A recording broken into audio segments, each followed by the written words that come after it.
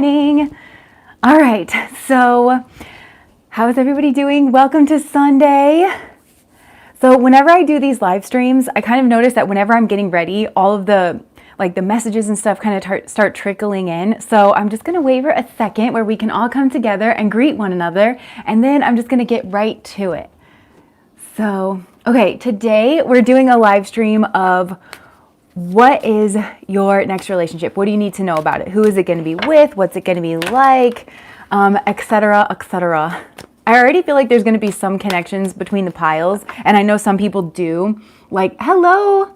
Some people do like to, watch all the piles, and I'm already kind of getting that energy.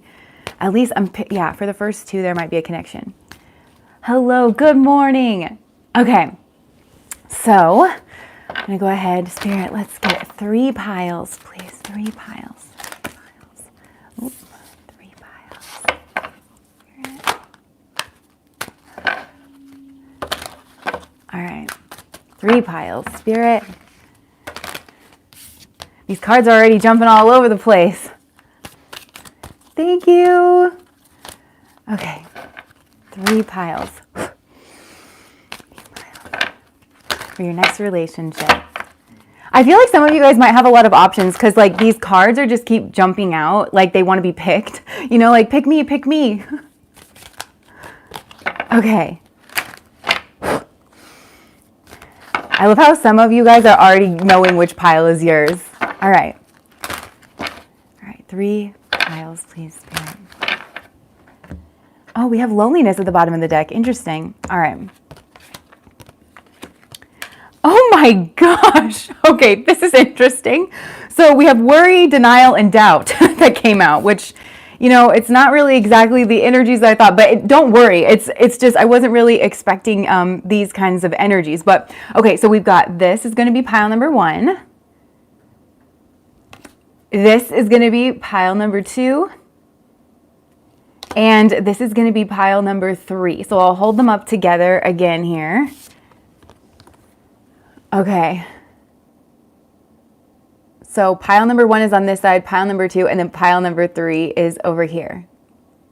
All right, so getting into this, like I said, I'm already getting messages from these. Okay, the envy card really wants to be seen. I'm the same as everybody else, but with different challenges. Okay, I am hearing the word worry wart coming out with this. I'm learning that worry doesn't change an outcome. Okay, so pile number 1, your next relationship. Now, for some of you, this is going to be your next relationship, but for some, I know people like to watch all 3 piles, and I was really getting this message strongly where I think for a lot of you picked pile number 1, this is kind of like origin story energy, or just something that's helping you to put this journey into context and just reminding you who you are, where you've been, and where you've come from. Because right off the bat for this energy, I'm seeing the number 5, and that's going to come through differently for each of you. But for some of you, I feel like I'm kind of seeing a Christmas story. It's like you will be visited by 3 ghosts. But with this, it's like you'll be visited by 5 losers. But not necessarily losers. It's just a joke that's coming through my mind. But there's 5 major relationships or 5 experiences, and it has to do with some level of regeneration. So I feel like for this pile, I'm also getting a Krishnamurti quote, and I can't exactly remember the fullness of it, but it's something to do with proper action. And we talk a lot about proper action, but he talks about proper action is meaningless unless you can understand relationships, because outside of the context of a relationship, proper action it means nothing. You do actions towards people, and you're always in relationship with people, and that's what gives those actions meaning. And so I feel like this is a group where you really are learning about right and proper action, that dharmic energy, but you're really learning a lot of lessons through relationships. And that would really ring true to you right off the bat, that this has been a major theme here in your life. And it doesn't have to just be major romantic relationships, but I'm seeing that there's 5 major ones before you kind of congeal together. Each one of them has something to teach you, but I'm picturing now a starfish, which, has the 5 different legs. And, starfish, they can have one of their legs cut off and then they regenerate it. So this is all about some kind of regeneration. So I feel like if you have a lot of worry in relationships, Spirit is kind of helping. I'm literally hearing Spirit is helping you move through this and kind of release this here at this current time, and possibly through these relationships. You're releasing old patterns, but these patterns have to do with something solid in your mind that you thought a relationship was about, or that you thought about yourself, or you thought about the world.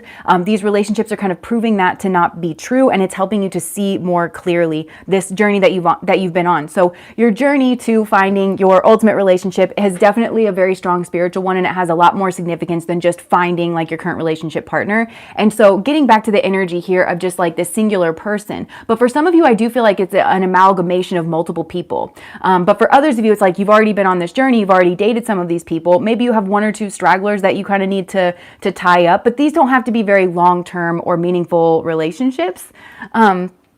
They don't, but you will learn something like very significant. So for some of you, it's like you maybe you go out on a few first dates and it doesn't exactly work out, but it's teaching you something to like look for in one of the other two piles. So just keep that in mind here with this one. But so with this energy though, I'm feeling like, again, that starfish kind of an energy. So I feel like this is a person who really does stand out to you in some way. It's like you haven't really seen a person like this. You're really taken by their beauty, and yeah, each one is kind of a mini lesson, but then it ties together for you. Like it's reinventing you and the legs that you stand on within relationships, if that makes sense. So yeah, with this, it's like I feel like you haven't really seen a person like this before. You're really like kind of taken into it, but I'm picturing this starfish like standing up and just kind of like singing and like walking along the bottom of the ocean. Like, so there's something kind of like maybe flashy about this person. And I think you feel like they're the star, you know, like in the tarot, you feel like they're the star. They're really like drawing you in, but really it's weird because there's something about this person being, instead of up in the sky, like at the bottom of the ocean. So maybe you feel like this person's a diamond in the rough, like they have everything that they need to succeed. Like, why hasn't this person really succeeded? And I am hearing like covert narcissist traits. It doesn't mean that you're dealing with a covert narcissist. Maybe some of you have dealt with one in the past, and this kind of reminds you a little bit of that, where it's like, well, I could have been everything. I could have had everything. I could have been successful if I only you know, that kind of an energy. And maybe they do have like a lot of worry, and maybe you attract yourself to this person because you have a lot of worry within yourself, and you think that this person is like very confident or strong or going somewhere or something like that. But I feel like you're really drawn in, you're really taken in by this person. There is something here about their body type and like their limbs to their middle. And you know, some bodies, like there's two types of ways that bodies like store fat. I'm not a doctor. This is just coming through like for the message if this is incorrect. But some people gain weight in their middle, and then their limbs remain like kind of thinner. That's the kind of body type that I feel like this person potentially could have. But then there's another type of body that is where you gain weight more like on you carry your weight more on your limbs, and then like, but you don't gain it in the middle. But I feel like, yeah, this might be tying up something here like that for you. So, yeah, so this person I think might have that type of body where they don't gain weight on their limbs, they more gain weight in the middle. And that doesn't mean that they're like overweight or anything like that. I just feel like that will maybe stand out to you, that they have thinner limbs or something here like that, but only take that if it resonates. And like a starfish, I'm picturing like the mouth. Like I feel like this person's kind of only a mouth, you know, or something like that. So a lot of talk and no follow through or something. Or this is a person who could sing, or they could, I don't know, they could talk kind of like a good game. And again, I'm seeing this starfish kind of like very proud, puffing out its chest, you know, like walking along the bottom of the ocean, like da da da, you know. So I feel like, again, you could potentially be really taken in here by this energy, and there does seem to be some level of worry that's coming through with this person. And I don't think this is your forever person. For those of you who chose this pile, I don't feel like this is your forever person, and I don't necessarily even feel like this relationship's gonna last for a long time. But again, for some of you, this is already in your past, so just take this how it resonates. But it really is opening up your crown chakra, and I am hearing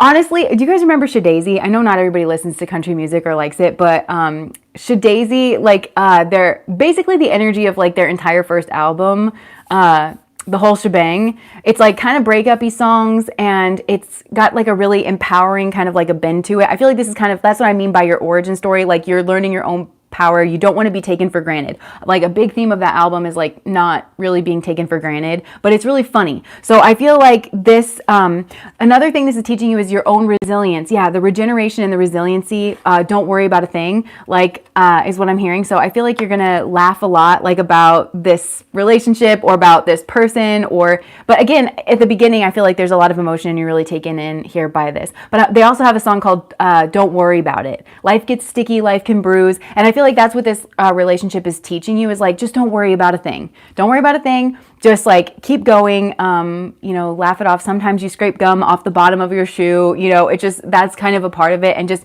I'm hearing easy let come, easy let go. That's like really what this is. And with the star energy, maybe you have put your focal point on this person for quite a while, and you thought, oh my gosh, they're going to be everything.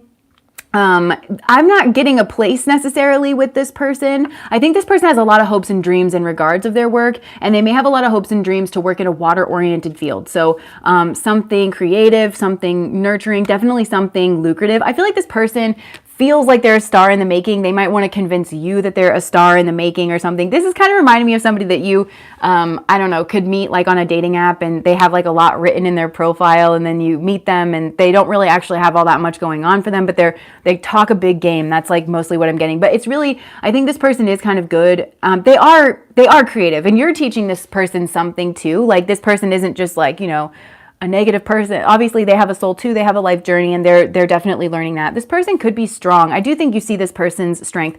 I think with this pile, a big lesson for you is that you always are seeing like the strength in other people, but maybe not yourself.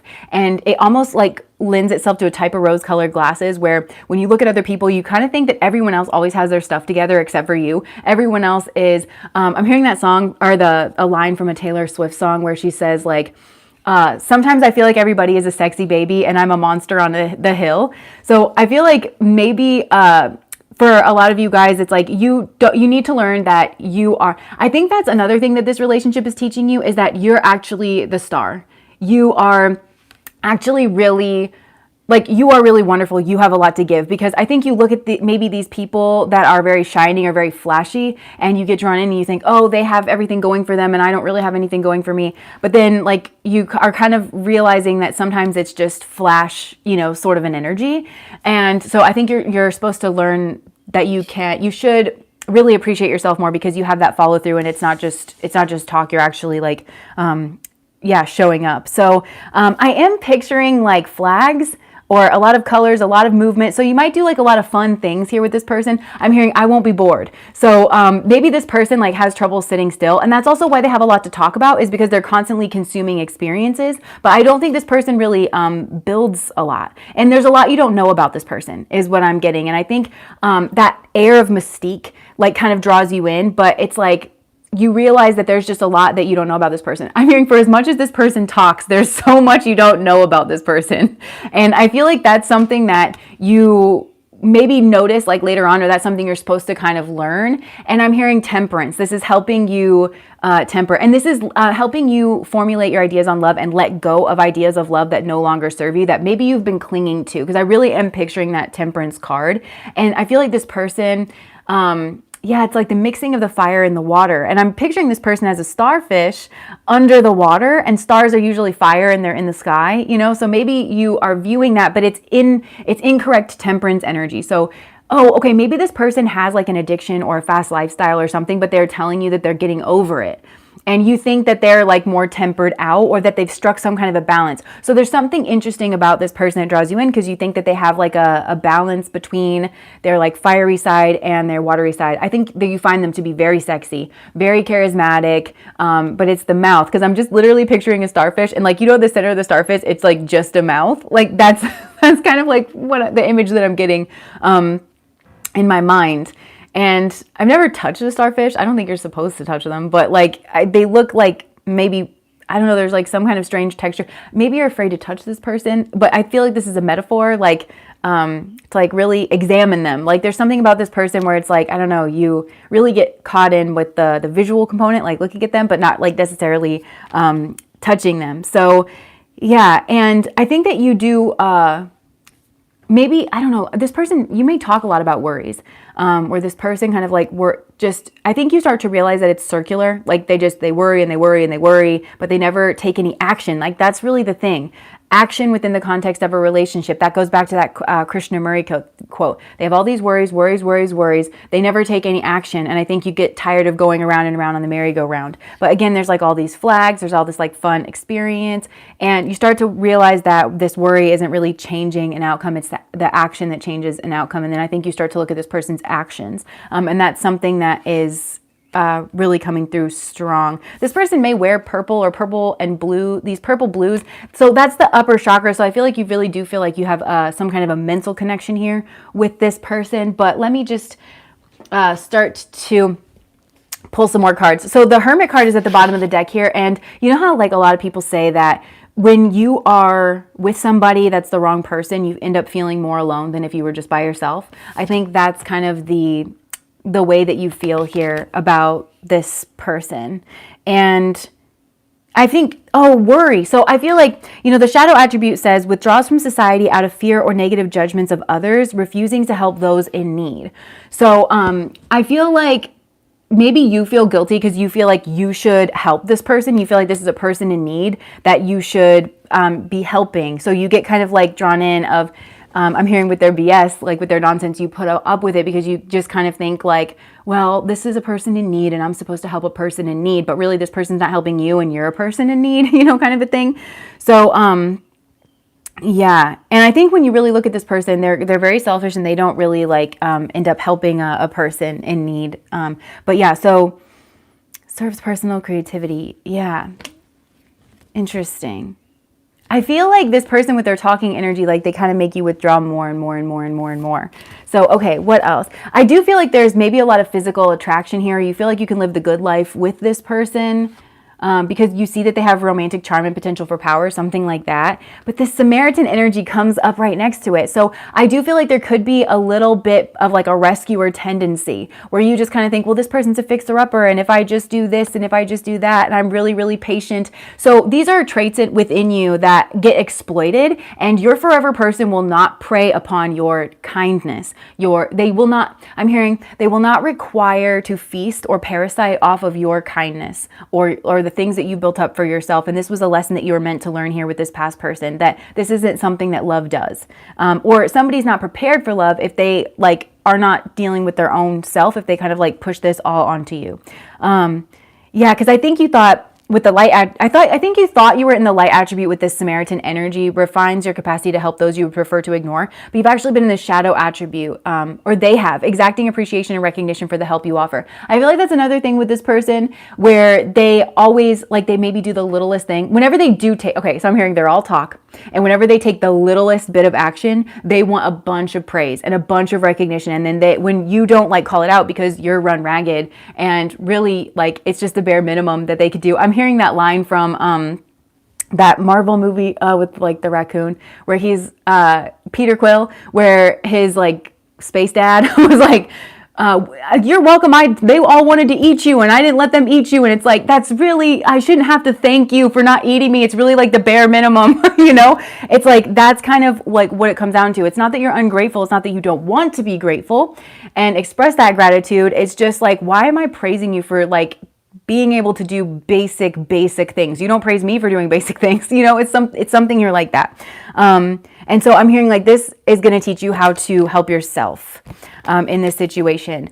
And yeah, because I'm really getting that you're focusing out on this other person and performative goodness. That's like really what is coming through, performative goodness. And I'm just noticing in this Prince card, like his hand is behind his back. And you know how Prince changed his name into a symbol and then like it can't be spoken? So I feel like this person's true name, I'm hearing Rumpelstiltskin. It's like you have to guess this person's true name. You think that they're Prince Charming, but what is this person really? They're Drain. And it's not obvious, but it's like you have to, it's like they hide this behind their back. And then the flowers for me, it's like flowers, like they're cut flowers. So I'm picturing like Pentacles energy because I feel like that's what you want. You want somebody you can build with. You want a king or a queen of Pentacles.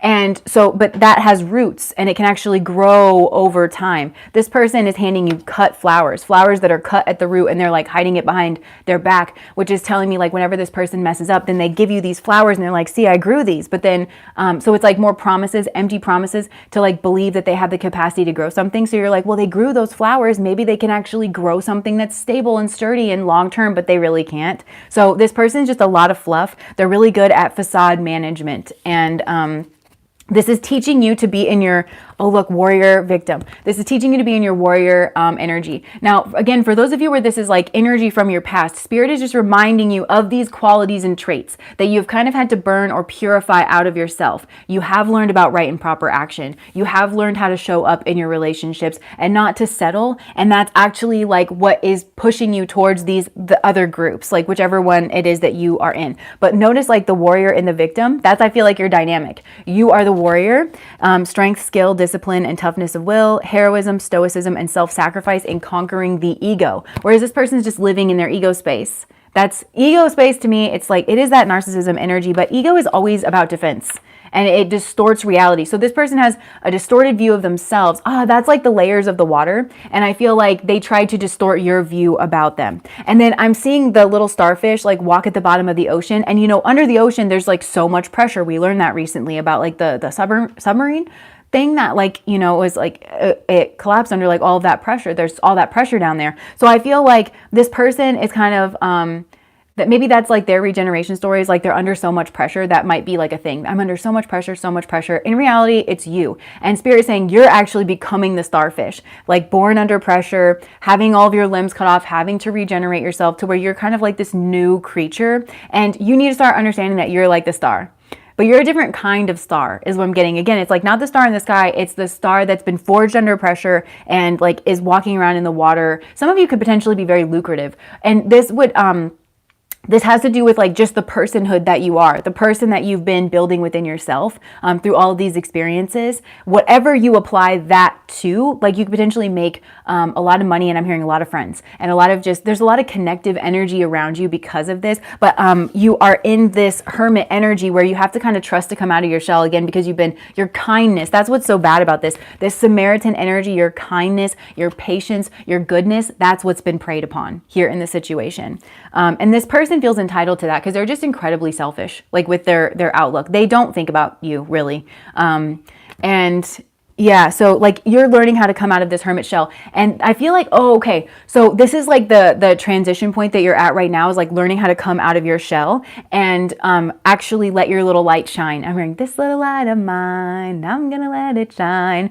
So this, well, I don't know. Let me see on that. So once you start stepping out and like letting your little light shine again, you have to trust that you have these new skills, that you actually have regenerated, and that you don't have to lock yourself away in order to keep yourself safe from these people. You actually have discernment. I feel like that's a big thing in relationship, just discerning which kinds of relationships can go the distance, what type of a person you're looking at, and if they're capable of actually maturing and like carrying the load with you and continuing to grow, and not this vampire trickster. Oh my gosh, vampire, trickster, rescuer, beggar. This energy. So not this like vampire energy who's vampiring, who's leeching off of you, and they manipulate others through duplicity.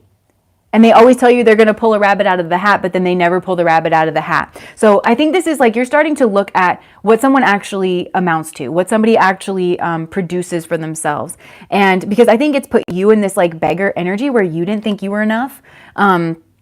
And you thought that you were dependent on this person, but really this person has a dependence on others to the exclusion of effort. So they did not put in any effort. And maybe they didn't put any effort in your relationship, but I feel like this is just like in general, this person just feels like this is like very much showy energy where they think if they project the right image outwards, like they don't need to have any skill, they don't need to have any follow through. If they just project the right image outwards, it's going to like bring everything to them. So that's what you're learning. You're learning to detect a charlatan. And I think it's like, when you think about the society that we live in, because we don't live tribally, and what I mean by that is like we don't live in the same communities for like our entire life where it's like you know every single person there. So it's like kind of harder to lie in a situation like that because you've just known everyone since you were small. But because we live in a globalized world, we can move around from groups to group. So we have had to like cope with that by, think about like the concept of a resume where you try to summarize all of your qualifications and who you are in like the highlight reel onto like a 2-dimensional sheet of paper and you're like, this is who I am, you know? Well, people can lie, they can fabricate, like, you know, or they can embellish, or they can, you know, and so I think you're learning that, like, you're a person who doesn't lie. You're a person who, like, I'm hearing put up or shut up. You're very much a person who likes to show up because you like to show up, because you care about other people, because you don't want anybody holding the bag, you know, of like your dropped consequences. That's just what motivates you. And this person is kind of like the opposite, where they've just kind of, and I don't even think they're necessarily nefarious. I just feel like this person has just learned, like, okay, it's all about facade management in today's world. That's why they call this the age of narcissism, you know? It's like, it's all just about facade management. So they, you know, just kind of like put that up. So you're learning how to see that, and you come by it very honestly, because, you know, we all try to like look for little cues to try to discern who people are, whether they have the same interests as us or whatever. But yeah, so I feel like that's this kind of rescuer, and I'm hearing the rescuer, victim, persecutor kind of a dynamic. And this person does like to pretend like they've rescued you. Or that they've rescued others. I'm hearing this person has a lot of stories, like war stories, a lot of warrior stories in the past. So you think this person is like you, but really they're not like you. And yeah, because they assume the rescued one will reciprocate. So if they have all these stories, or if, you know, I don't know, I would just really, really watch this, because this is how you end up getting victimized. I feel like this is a connection between the warrior and the victim. That's what it really is. I'm hearing this person's a professional victim, but they come off like the star. They want to act like they're a star, but they're kind of like this professional victim. And I'm hearing you might have had like a taste for this kind of a person in the past, because I think maybe it gave you your sense of self, because you view yourself as like a helper or something like that. But and there is something about gossip, so you may hear about this person, or maybe they gossip about you. I don't know, but they're yeah, I just feel like you've had a taste for this kind of a person in your past. Some of you are not yet done with that cycle, because there's still a couple of other like flags that you are learning how to discern, because I want to bring this back to the 5. And 5s for me also represent, so this is helping you grow into your own emperor energy. Regardless of gender, like, you are the emperor of your own life, discernment, making decisions, having some kind of like long-term strategy, and not just like falling in love, you know? If you feel that towards somebody, it's like, you know, maybe you have a fling, maybe you have a summer love, you know, or something like that, but you're not like really putting your stock into building it for the long term. But the other thing is, I feel like a lot of you have been doing your work. And so Spirit is saying, watch out for this, even if this energy is in your past, because the 5 is chaos energy that likes to disrupt the stability of the 4. So I feel like for a lot of you, you started to solidify yourself in a new identity, in a new stability, in a new structure. And that's that hermit energy. So a lot of you are very protective over this new, like, I feel like you've had to deal with a lot of chaos energy, but this person's going to come in and kind of disrupt the new order that you've tried to build for yourself, the new identity that you've built for yourself, kind of to knock you off your feet a little bit. And Spirit is just trading, or Spirit is just wanting to alert you to that. So anything else? Yeah, and just watch out for this loneliness, because if you're lonely, then maybe you will entertain this person more than you actually would. So yeah, let me just see, Spirit, anything else? I'm picking up this deck that has like a lot of rainbows in it, which rainbows in the Christian tradition, well, after Noah's Ark, you know, God created the rainbow, and it was a promise like to never have to go through these storms again. So I feel like you're learning this like overall soul lesson. Very much. I'm sorry I'm so shiny. I don't know why I look so shiny. Okay, so Spirit, what else here?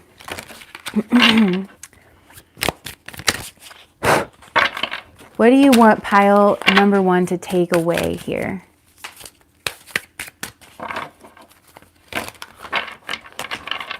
Oh, thanks. Okay, so I just saw the 6 of Cups. So that to me is like, it's past energy.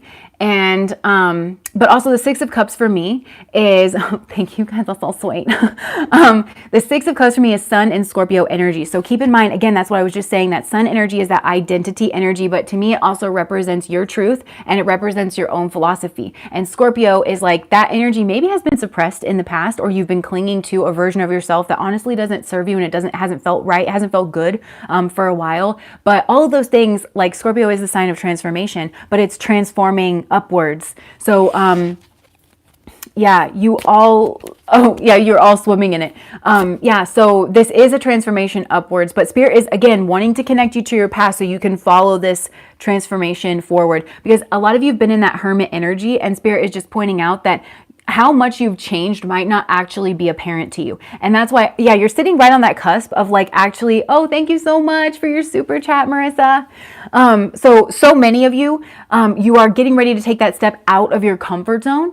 And you're scared to do that because you think you're going to have the same old results. And Spirit is just letting you know, like, you've actually changed more than you realize on an internal level. Now, it doesn't mean that you're not going to be confronted with the same, type of person or be drawn into that, but you're going to have that discernment. You're going to be able to spot it early on. And I think that's actually an important step for you, to actually be able to know that you can recognize that when you see it. And even if you do get taken in and you go out on a couple of dates, this is about resilience. This is about regeneration and learning that you will be fine. I'm hearing, I get knocked down, but I get up again. You're never going to keep me down. I get knocked down. This is about building trust in yourself. And when you feel that emperor energy, that strong, trusting energy, then you can carry that light of yours. This is what I'm saying. This goes so much beyond just romantic relationships. When you have been bruised in this way, because I feel like for a lot of you, you want love more than anything. It's like, it is what you want. So you learning your lessons in love like this, it means that you're going to have the strength and fortitude and the wherewithal and the foresight and the strategy to be able to carry your light into other situations and scenarios.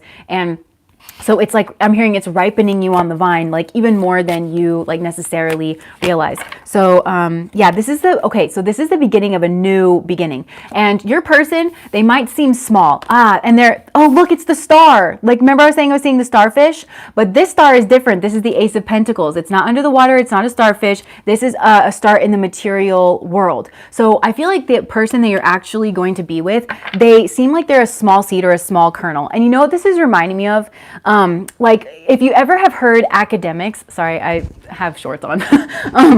If you've ever heard academics talk about their craft, it's much different than somebody in that starfish energy that thinks that they know a lot more than they know, right? Because an academic will actually admit the boundaries of their knowledge. They'll say, well, actually, I haven't studied that. Actually, I don't know much about that. Where this person just wants to toot their own horn. They're an expert in everything. And so this person that you are looking for understands that. They're very humble, but they're very like solid and compact, like with that earth energy. And it's not under the water. There's not actually a lot of emotional energy, because I'm hearing it's that emotional energy that confuses you. Thank you so much, Krabby Lion. Oh my goodness. Yeah. So like just being like seeing that side by side, because it's the emotional energy. Like I think you want somebody who is emotional and who is like sensitive and who is spiritual. And so you're looking for that watery energy, and you're very, I'm hearing it's like you're very drawn into it. There's like you're drawn into people with like that charisma or something, or who spent a lot of time talking about emotions. But Spirit is saying healthy emotional energy doesn't always look emotional. And I feel like this person is actually like very stable in their emotions. They're very like strong and secure, within themselves.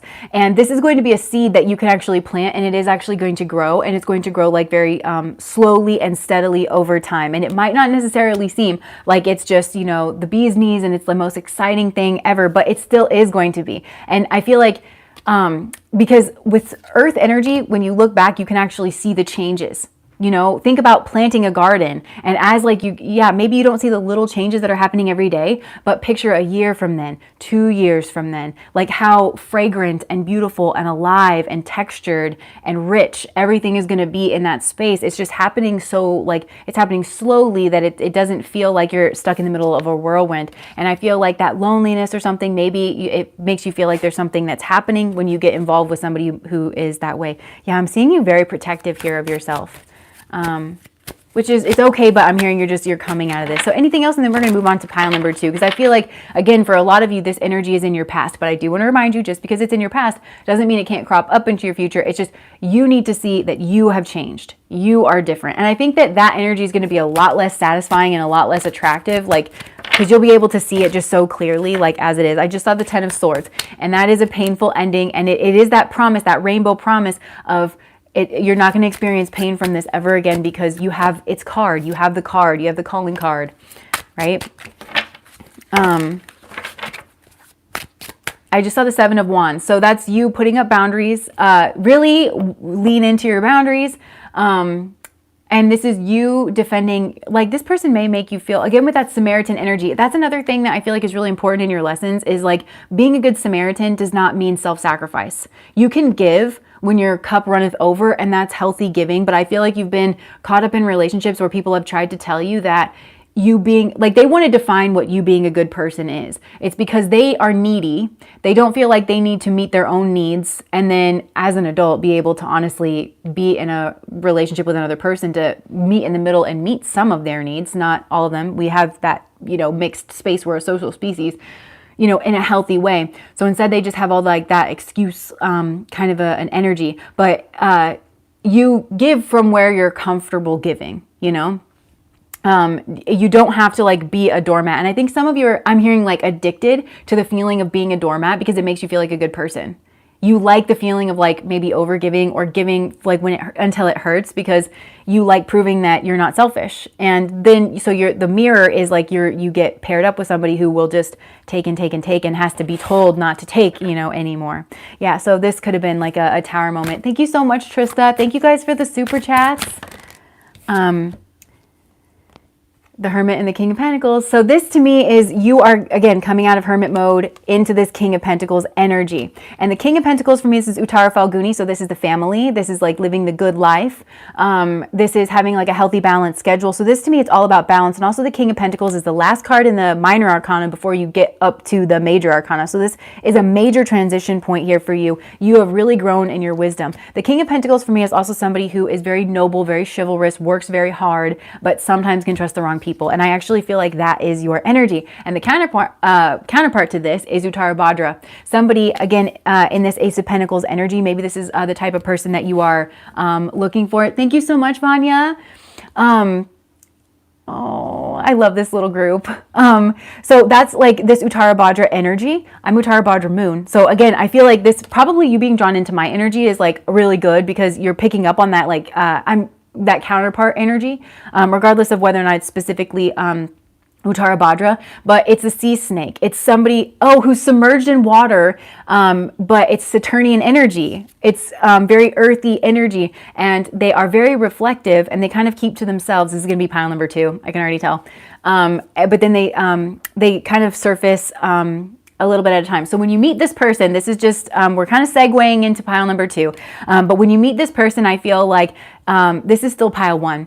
So when you meet this person, you are going to meet them because they've popped their little head up above the water. So that tells me this person is very busy. Either they're in their own version of a hermit mode where they're very contemplative. When you meet your healthy person and they've just kind of popped up to be social. I don't feel like they are very social. They are social too much. So thank you so much, Lynn. Thank you guys for your super chats. Uttara Bhadra, I don't know how to spell that, sorry. You got pretty close. There's 2 T's, no H. You got pretty close. Uttara Bhadra is the height of Saturn. It is the nakshatra in the middle of Pisces. And other than that, I mean, you'd need a doctorate. I'm just kind of explaining like the little things that you kind of, need to know. There's so much to know about these nakshatras, but that energy is very much like it's Saturnian, it's stable, it's disciplined, no nonsense. And it's also Cinderella. So this is somebody who's worked very hard for what it is that they have. They've had to come up from the bottom through schedule, discipline, routine, and maybe those things don't interest you because you have a lot of that energy yourself where you have to be disciplined. But this is somebody who, in their mind, they're very contemplative. So when you actually start to have conversations with this person and they start to let you in a little bit more, this new person that's coming in that's healthy for you, that's when you're like, oh, wait a minute. But it might not be as apparent that this person has a lot going on and that they're very interesting whenever you first meet them. And I'm hearing the diamond in the rough. And also I'm being shown like the oyster. And there's some kind of a Mike Tyson quote where it's like, everything precious in this world is protected. It's protected in the shell. It's protected underwater. It's buried under the sand. That's what this person is doing. Yeah. Okay. So, you wouldn't associate that with Pisces. This is like another thing. Every once in a while I get these comments. So you guys know that I really like Jyotish. I like Vedic astrology. And to me, I really like their definitions of things because they really put so much of an emphasis on the nakshatras, which is further breakdowns of the zodiac signs, and it's very tied to the moon. And to me, it's so spot on. Like when you hear these different things. So a Pisces isn't necessarily a Pisces isn't necessarily a Pisces. You know, it's like, well, what nakshatra, where, like what, you know, all of it just depends. And what energies do they have coming through there? And every once in a while, I remember there was one for Capricorn, and I was describing something and it had to do with like Vedic, and somebody literally, I think, copied and pasted like from Wikipedia. They're like, no, Capricorn, it was like the most elementary like definition of that. And I was like, oh no, like you don't even realize how deep you can go into your study of astrology. So that to me is kind of reflective of this person, where it's like, if you just look at the veneer, that's kind of what's going to throw you off, but it's so much more different underneath the surface. And when you start to pull back the layers, or even when you view it through a different cultural lens, like when you look at something through a different lens, all of a sudden it takes on different shapes. So that's what this pile has been doing. You've been getting rid of your old lens, building a new lens. So when you see this person, you recognize that they're very fascinating. Like, even though they don't look like they got much going on maybe, or that they're not like very interesting or adventurous, you can actually recognize that, wait a second, they are. And this person, they don't have, they don't lead with worry. We all have our own worries. This person's not like constantly complaining about their worries. This person's a doer. And that's part of like why it might be hard to connect with this person, because they do have a lot going on. They're dealing with themselves within their own minds. They have a lot to like kind of figure out within themselves. But that's kind of the energy that you are looking for, and that you will have after you go through this death process. So that is pile number 1. And now, thank you so much. Oh my gosh, research gave me $5. I love that. Thank you. Get a little coffee, a little brain fuel. Okay, so moving on here to pile number 2. And we did get the denial card for this. I'm hearing you deny yourself good things, and this person is a good thing. And like I said, a lot of you are moving out of that pile number 1 energy towards this energy. So you may have even denied that you had feelings here for this person. It says, I acknowledge my fear, but I replace it with the insight of awareness. I know what this is trying to say. So, you know how our minds will kind of sabotage us? So I think, remember I said you were in that hermit energy, so you really like to be alone. And you have just established some kind of order in your life, whether it's order around your personal identity. I'm hearing stability. Oh, you guys are so sweet.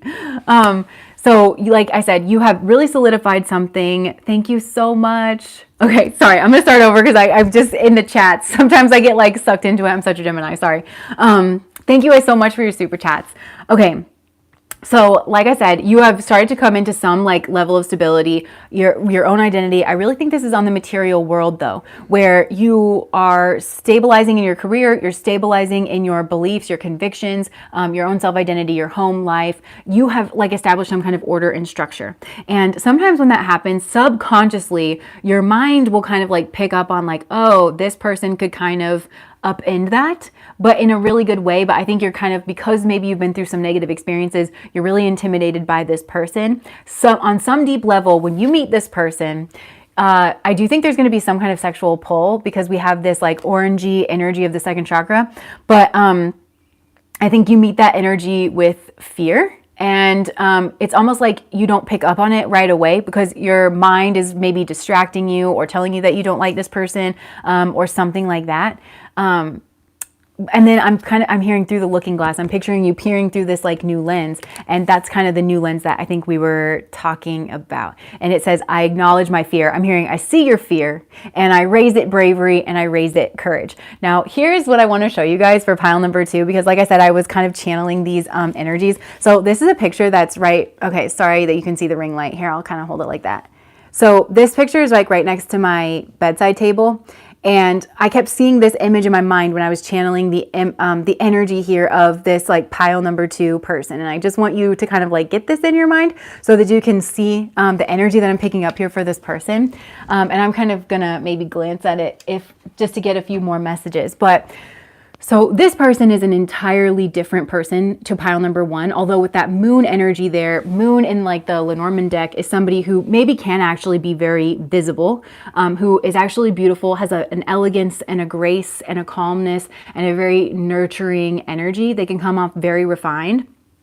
and that mama bear energy. So with the bear in the middle of it, that's really what I'm getting. Like, again, regardless of their gender, I feel like they do have that very mama bear energy. And bear in the Lenormand has to do with work energy. So I do actually, like where pile number one, remember, it's like that person was trying to kind of tell you that they're going to be this and they're going to be that. Well, this person actually is this or that, but I don't think they have a chip on their shoulder about it at all. I actually think they carry the weight and the burdens of actually having done something like with themselves, but they have that kind of like bear energy. So this person actually does spend a lot of time at work, and there's something here like about cycles and routines because of their work. And this person also may have a family that also has like a lot of, or children, or a child, or it even could be their parents that have a lot of like healthcare needs or something like that. But I feel like this person's very nurturing and they're very giving. And because they have like there's a lot of people that are like plugged in to this person's energy, because you can see the stars kind of like all around the moon. So this person is like plugged into I'm hearing multiple groups and communities and networks, and there's multiple people and systems that actually rely on this person. And so it very much could be a Virgo. Very, very much could be a Virgo, because this person does have strong Virgo energy. And I just feel like they're very competent and they're very stable and they're very able to manage their own energy and show up to a lot of things. But this person actually does show up. But they may work night shifts for some of these people, but I actually feel like this person has a bit of low self-esteem. And it could be like, for those of you who date women, or like you're asking about a woman, like this person very well, their body might not have been the same if they've given birth like after that, or they just haven't felt at home in their body, or like they're recovering. It definitely could be a Scorpio too. I mean, it could be any number of signs, but in Virgo, Hasta is moon nakshatra, and like this, it's very much this like repetitive show up energy, but it can be any sign can come through this way. Yeah. But it's a very like lovey energy. And with the bear energy too, I'm kind of getting husky. So maybe they feel like they put on a little bit of fluff. Like you probably don't even think anything about this person's like weight or anything, but they might be thinking like that they've been like not eating very well. But again, I think it's because this person takes care of they take care of business is really what I'm getting. Yeah. And that's kind of the Uttara Bhadra energy that I was getting as well, where this person kind of surfaces. I feel like you have to kind of catch this person when they surface back up to be more social, because they do have like so much on their plate. And this might actually be cyclical. There may be like a time in the month or something like that where they are actually more free and more available, and then they kind of like go back in. So even when you start connecting with this person, don't feel like they are like rebuffing you or like pushing you off, because they're not they're not being with you all the time. This person really does have a lot that they are kind of going through, but this person's also just very, very calm. And I feel like this person actually does have a lot to give to people, and they're in denial about that. This person's actually in denial about how great they are and about how much they have to give. They have a lot of, I do think this person has a lot of worries, and the worries have to do with their mind, their emotions, their family, their cycles, like, something here like that. So I'm just going to pull some more energy coming here from this person. This person, I feel like they don't know what to make of you, because this person I think is actually very attracted to you, but they are, there definitely could be a child that's involved here, or again, some families. Okay, there is some kind of like sadness around family too. This person could have recently lost a parent or family member, or this person has kind of melancholy energy, but it feels like it's a cycle here. Yeah, this person's going through a period of stagnation, and here's this Pisces energy. Okay, 5 of Pentacles. This person's trying to get out of a difficult time. Yeah, whenever it is that you meet them. That, again, could be throwing you off, like compared to this like pile number 1 energy. Because the pile number 1 energy was signaling like ready-made. Like, okay, I'm at the end of my cycle. I'm not a work in progress. Well, this person's a work in progress, but this is your person, and they're actually going somewhere. And this person may be going through some kind of spiritual awakening. I just heard health.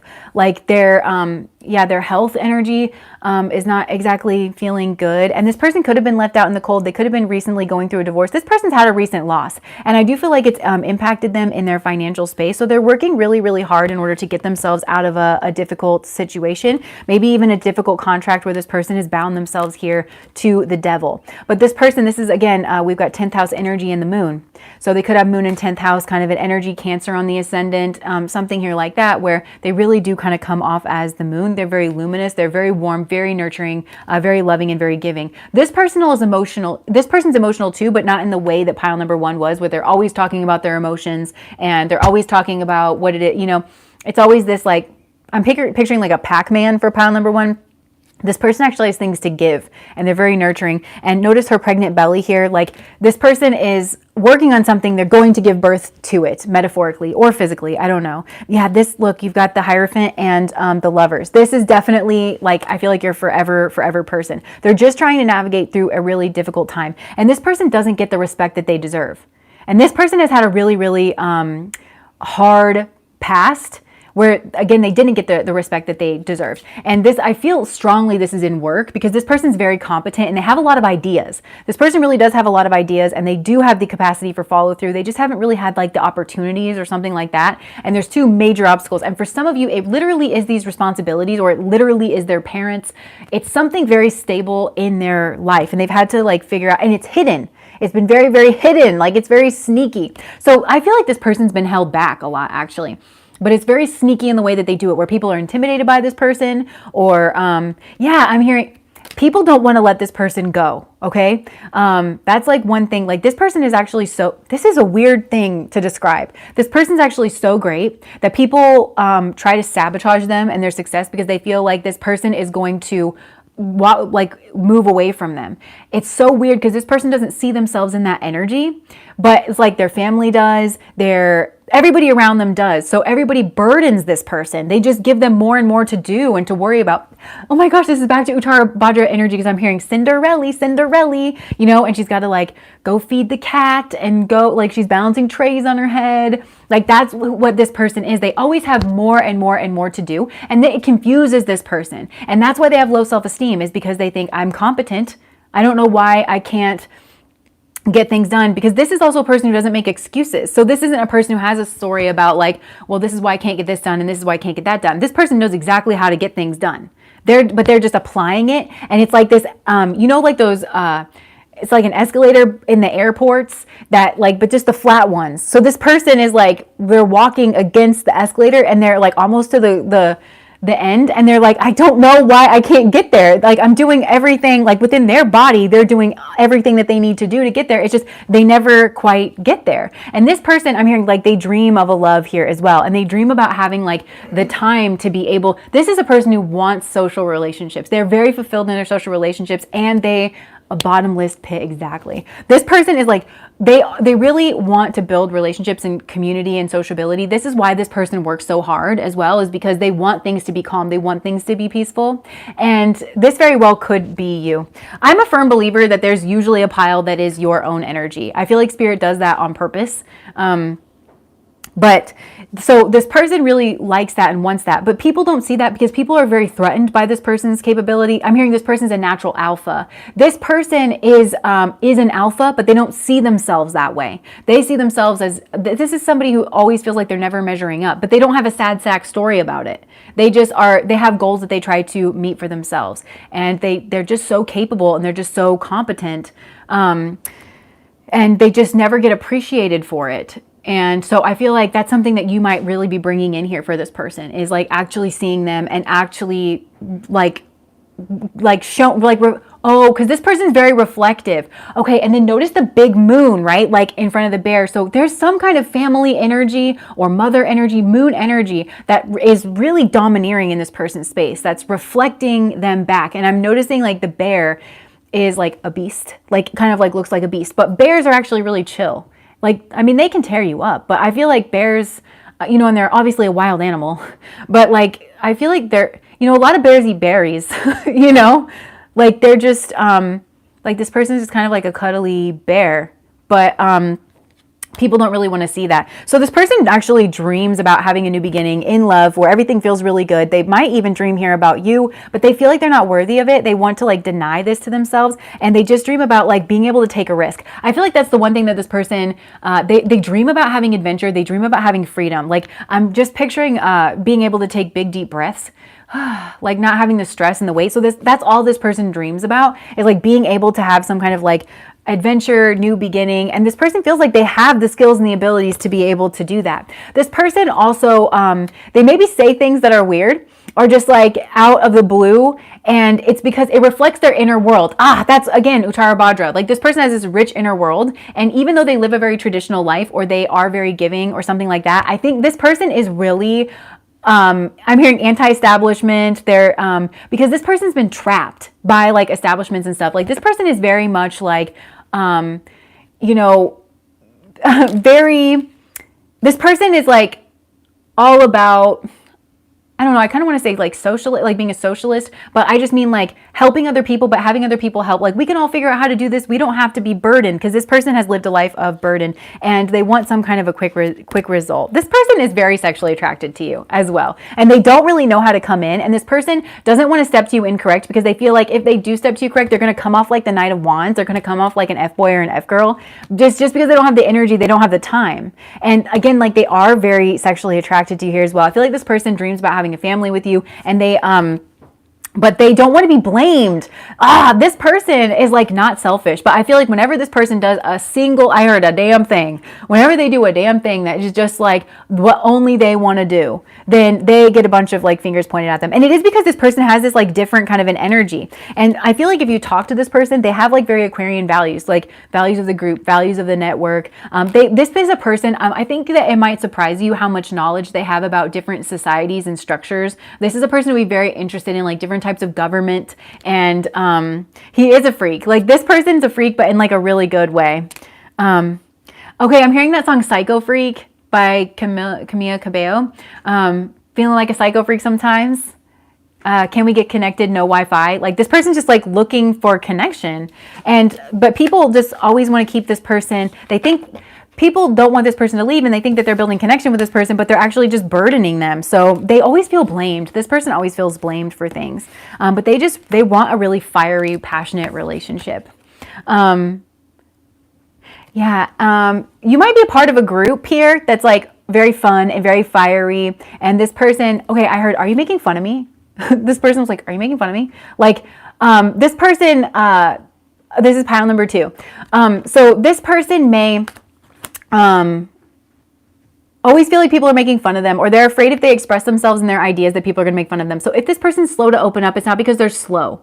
It's not because they don't have anything going on. They have a lot going on. This person, like I said, they're fascinating. They're very interesting, and they like you. They like you so much, but they feel like they're in this person's waiting for something to ease up so that they can actually like unlock themselves and come through to you, because they don't know how things are going to work out, but they feel like they can have a really happy relationship with you. Some of you, they may feel like you're a bit standoffish, and that you might want to end things with them because you're observing them. This person feels like you're observing them, and maybe they feel like you're observing them in this Knight of Wands energy, where that you think that they're adolescent. I just heard truculent, or just not able to come through correct, when in reality, this person comes through very correct. It's just that they have too much on their plate. And you might not be able to see this right off the bat, that this person just like, they really do actually have a lot on their plate, especially in regards of their responsibilities or their families. So anything else? I'm hearing this person is a seeker. He has a beautiful, this is definitely like beautiful mind energy. Take care of a mother. Yeah, that's what I'm getting. Aww, I'm so glad. I have a lot of reverence and respect for this energy. For those of you with like, this is yours. Yeah, this person will also help you walk away from something, maybe an addiction, maybe people who no longer serve you. This person really, maybe you'll do this together, where you have a group of people that no longer serve you, but it's this emotional energy. Remember in pile number 1, all the water energy. So, and this person has the same thing, and this person's going to bring in like a new perspective, a new worldview, a new truth. Like there's something very pointed that this person's going to say that's going to help shift and change like your perspective on your, I'm hearing your social relationships, something like that. Something that's masquerading as social relationships but aren't really. And you might see this actually in this person, because I think you guys can maybe relate on this, like the two of you back together. So yeah, so the two of you meet. Okay, so this person may be at the start of a new career or a new skill set whenever it is that you meet them, and they are protecting something here. They're almost at the end of a cycle though. This person's definitely making a choice or multiple choices. I feel like this person has multiple choices to make, and they feel like there's people who could potentially be angry with them. This person doesn't like for people to be angry with them because they love people and they spend so much time taking care of people. But they do feel like there could potentially be one person here, and it could be their mom. I'm hearing for some of these people, they might have to put a parent in like a home or something, because it's kind of getting to be that time. They know somebody could be potentially upset. But for others of these people, they may be walking away from a very argumentative relationship that you don't know anything about. You might, but it would be a family setup, and they feel like they have a decision here to make, but that it's going to kick up a lot of dust. But this person is kind of thinking about the new life that they could live. So they've got a choice to make. And to be honest, it's like whether or not they're going to lean into their shadow self, because their shadow self is a little bit more selfish in a good way, in a healthy way. Selfishness is actually really good for this person. Their values are changing. They're realizing something needs to change here in their life. So I feel like you're meeting this person. Oh, I get it. This person's coming out of a state of denial, that they've actually been denying their own power. This person feels like it is their power, that they can be the glue that holds everything together and run around and fix everything for everybody else. That is kind of like a sign of power, but it's getting exploited. And so they're in denial about that. So this person's coming out of a strong period of denial where things have been the same with this energy for a very long time, where they've just been domineered by this family energy, whether it's their family of origin or the family that they've built for themselves. But we tend to, we tend to build those things very similarly. So this person's emerging from that. And that's why this person is actually really worried that you get the wrong impression of them, because who they are I'm hearing, when will my reflection show who I am inside? Because they feel like their external reality does not reflect who it is that they genuinely are on the inside yet. And so they want to attract somebody like you. I feel like you're different. Like that's really, this person is drawn to you because you're different. You stand out, and not in the toxic pile number one way where you're just like, I always, I actually feel like this person watches you quite a lot. Like I think this person is like very taken, like captivated by your beauty and by the way it is that you move in the world. You have like a kind of confidence to you. And like this person really likes your body. I just heard, I like the way you move, but it's like, I like the way you move physically, but I also like the way you move through the world. Because this person sees like your strategic mind, I think, like that there's some fire energy that you have that this person sees, and they are really like kind of captivated and drawn into, and they see like, that's the kind of life that I want to live. And they've told themselves, as soon as I wrap up all this stuff with my family, that's the kind of life that I'm going to live. But then it's just this never ending thing, because this person doesn't quite realize that people are doing this on purpose. And when I say on purpose, I mean that it's their strategy of keeping this person around, because this person is trying to move on. They are trying to move into a new energy, and these other people don't want to also evolve. So this person is going to have to like move away from them. But this person would always take care of their family. This person would always love their family. They would always come back to their family. But it's like these people have a lot of fears and illusions. So this person is, I'm hearing, bright light living in the shade. So this person that surrounds themselves with a lot of people who are weird or strange or different, and they have a lot of fears and illusions, and they're very distant from reality, and they've been in denial about this. But I think like there's something about your energy and like you kind of popping up on the scene that is like sparking this person, like, you got to move now. Like, this is your person. Like, don't miss out on this person. You're going to have to make some changes. You're going to have to make some shifts and some moves. But I actually feel like this person, it's more than just taking action for this person, because they didn't even realize there was a problem. Before you came on the scene, this person didn't even realize that there was a problem. And then now all of a sudden they've got to kind of catch up. And so you're bringing in that, oh yeah, okay. So for some of you, this energy is flipped, where you're kind of doing this for this person. Like that's kind of their experience of you. But there's a lot of mirroring here in this connection. And with that moon energy, the moon distorts things, again, because of fears and illusions. So you both may have areas of low self-esteem, and you're looking through that lens. We've gotten this in the readings before, and you're looking at each other through that lens of low self-esteem or your own fears and illusions, and it's kind of like distorting things. But you both like, you need to come together, and that might be sexually, like you need to have conversations with each other. It's going to unearth a lot. It's going to make a lot clear about who the other person is. Yeah. So maybe some of you, it's like, I think you write this person off in the beginning, this person that you're meant to be with. Like in some way you kind of just, even if you are attracted to them, because we do have like the second chakra energy, which to me is like very powerful and it's very sexual. But I think you just kind of write this person off because you think that they're not like you, they're not on your speed, or they have too much baggage, because this is a person who has baggage for sure. And you might just see that and be like, I don't really need that. Like this person, because you think it maybe reflects their values. And this person, it's like, yes, it does reflect their values. This person feels like you show up for people, you care about people that you love, but it's not their only values. They're actually like a lot more like you, and they're fiery than they're coming off. They moved to another state, they're doing better now. Yeah. So it's definitely catalyst energy. And I just saw the Temperance card. That's that coming out of an addiction. That's that like finding some kind of stability. This person needs to find their stability. I just saw it again. This Temperance card really, and this is like the bad habits and the good habits, but like, that it's like you're finding your balance. Like, and you know, that's what it is. Cause it's not necessarily bad. You know what I mean? With the cupcakes, it's like living a balanced life, you know? And so there's certain things about like indulging or being more selfish that this person is categorizing as quote unquote bad, but it's like not actually bad. You did write them off. Yeah, that's the danger in this connection. So let me just get some advice. Like if you do write this person off, well, what's the advice here, Spirit, for having this? I'm hearing deal with your denial. And denial is the first stage in grieving. So there is something here that it's grieving. Grieving is the key. But I don't know if it's for you or them, and obviously you can't control somebody else's grieving process. But Spirit, what advice do you have here? Okay, hold on. Let me get some more cards here. Okay. Hold on. Let me just, I kind of feel like Spirit is wanting you to speak. And like say something. I heard say something, I'm giving up on you. Start a conversation, send a message, even if it's weird. Because this person's weird too. This person can say things that are weird that you wouldn't expect. It's like weird with this pile because the inside doesn't match the outside. You know? So I'm picturing somebody like wearing khakis and carrying a briefcase, but then on the inside they're like, what's up, bro? Like, you know, something like that. When I read his family is just ew, I read Jew. So maybe for some of you, this person is Jewish, or there's that, again, that pressure, and Jewish religion goes by the lunar calendar. So this person could come from a background or a tradition that follows the lunar calendar. I feel like there's a lot of pressure here from a mother figure. Okay. So it's okay to be strategic in this relationship, to kind of figure out how to be respected.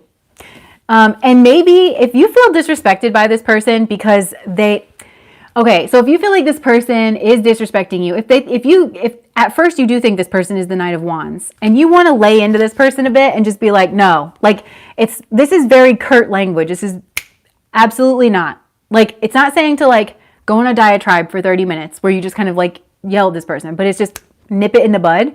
Do it with this person, because I feel like it's actually going to open up dialogue. They will actually, yeah, somebody here could be Jewish.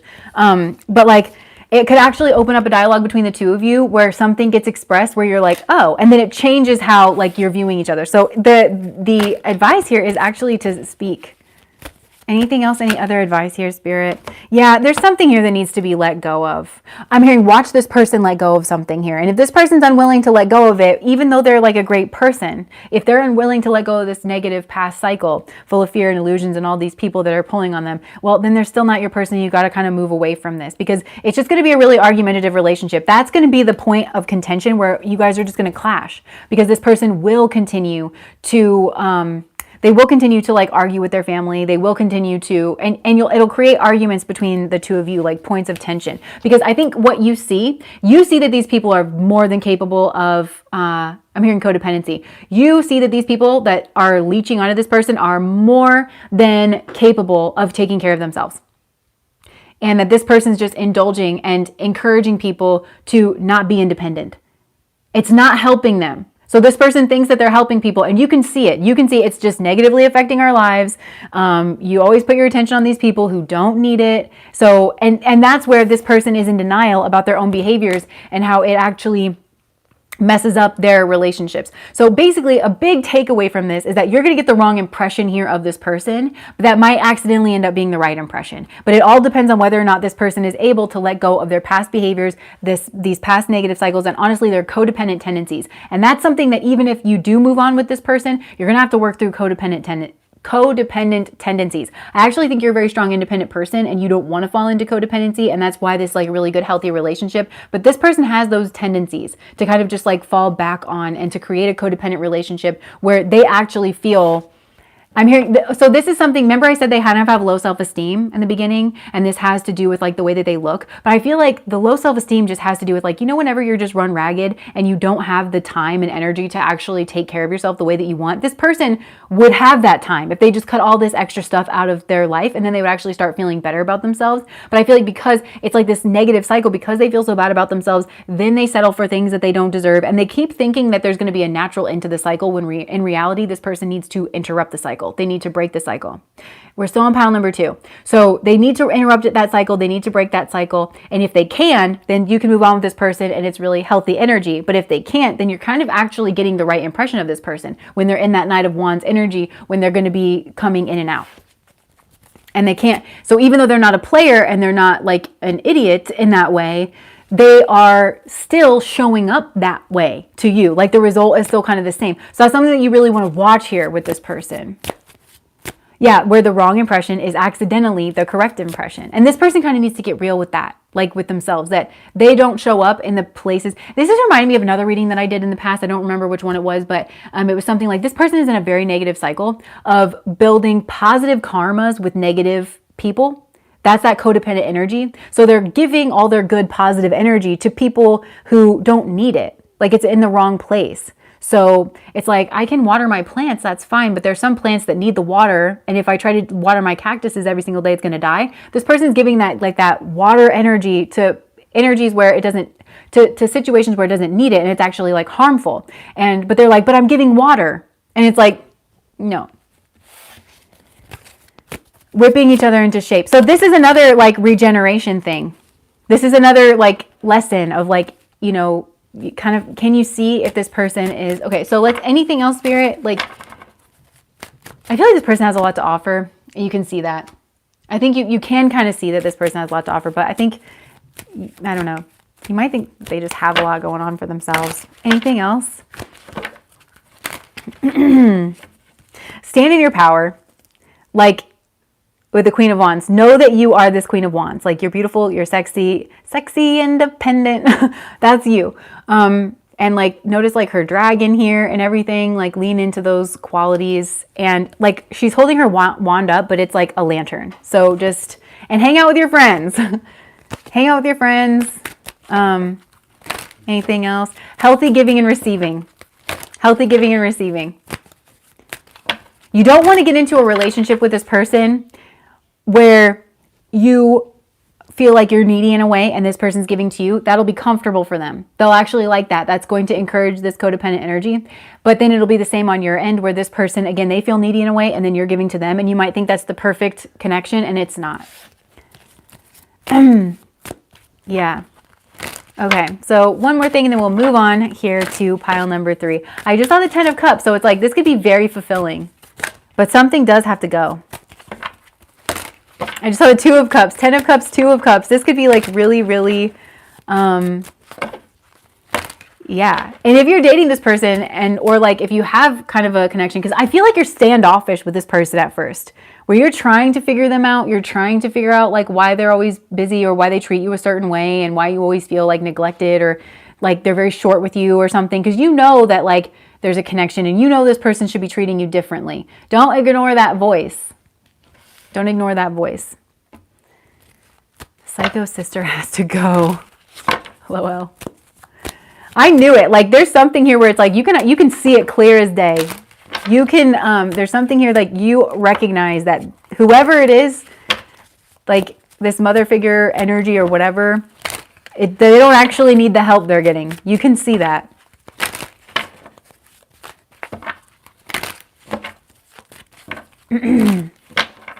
This is really just saying focus on yourself and be very conscious of like you get to choose which way you're going. You know, the King of Swords. Don't lie to yourself about this. Be very logical. Just observe this person's behavior because their heart's in the right place. This person's heart is in the right place. But that doesn't surprise me if you are saying that you haven't had a proper talk, because the advice here was to have a proper talk and to be like, look, I don't like how you treat me. And to just say it like that. Like, no, you're not going to, be very dismissive or whatever. I understand you've got a lot going on, but that's still like, I can go somewhere else to get my needs met in whatever way. Like, and I will, because I'm not going to be treated this way, Yeah, this person needs to boss up. That's what it is. So you need to observe this person. If they're going to boss up, then great. If not, then this is going to be somebody you've got to let go. You got to cut ties with. And I kind of think you're already inclined to do that, to be honest. But this will be a very happy relationship. Thank you so much for your super chat. Like, that's the thing. So this relationship could potentially be very, very, I don't know. If we pass on this person, will the same type of person pop up? I don't know. I don't know. Maybe it'll go to pile number 3. Letting go makes sense because it's like we're both deers. Taken to flights, run from the rain. It's funny that you say that you're both deers because I always think of the deer yonis, and that's like very strong soulmate love. And Anurata is maybe I'll pull some questions here, but Anurata is soulmate energy, but they oftentimes get sucked into abusive relationships that they pull themselves back out of, like really troubling dynamics that they pull themselves back out of. And then eventually they meet Jesha, which we picked up on that energy in the piles too, of somebody who is used to not being appreciated. And that was definitely that energy, like that very strong, like soulmate love energy. But I'm hearing, that's the thing, is like, they have to choose. This has happened with every guy I've been with. Yeah. And Crystal and Maven, I don't know if you were here for pile number 1. I know you show up a lot, but that's like the 5. So back and forth and back and forth. So hopefully you're coming out of that. We all have a choice, and we all have to honor other people's choices, because even though we want a relationship with somebody, it doesn't mean that they're necessarily, they might want it too, great, but it doesn't mean that everybody's ready. I'm hearing that's part of being an adult and kind of growing out of that puppy love phase. Okay. So let me just put a little chapstick on. Not that I'm not shiny enough. Okay. Pile number 3, doubt. I release the need to know all the answers. Isn't that funny? Because we've just been asking all these questions, and it kind of strikes me, they are very specific questions, right? And it's okay, like we answer specific questions around here, but this question of like, well, how's it going to unfold, right? So if we don't cut loose from this person, is another person going to show up? If I don't handle this right, is it going to do that? But life is like a living, breathing organism, and I do think it's going to shape up differently here for all of you, where it's like it might be. Maybe a pile number 1 person comes through. You could have all of these people, and have you ever bought a car and it's like, okay, say you buy a Jeep, and like the second that you go to the car dealership and you realize that you're buying a Jeep, well, all of a sudden you start to see all these Jeeps on the road, and you never saw all those Jeeps in the road before, but now they're just like, you're like, man, everybody has a Jeep. Like, why didn't I get on this train sooner? It's kind of like that, where I feel like you're surrounded by all of these energies, but life is a matter of attention, and what grabs our attention is a matter of resonance. But all of these energies are all around us all the time, kind of like germs are all around us all the time too. Like the strep germ, I'm pretty sure like it's literally on every surface. So then why do some people get strep throat, and when they get it, and why do others not? It has to do with your immune system. It has to do with probably a bunch of infinite factors that we don't even quite realize. So I'm hearing all these energies are kind of around you. Life is an energy game. Spirituality helps you manage your own energy, whether it's like you're dealing with your own resonance, getting rid of what Vedic astrology calls samskaras, which is like negative experiences that get kind of imprinted in your energy field. Actually working those up and out means you're no longer vibrating with certain energies. So you're just kind of in this process. We're all in process all the time. So Spirit's saying like these energies are kind of all around you at any given time. So yes, there's more than one of these energies potentially around, like kind of coming in, but it's still like the same process, right? Okay, so pile number 3.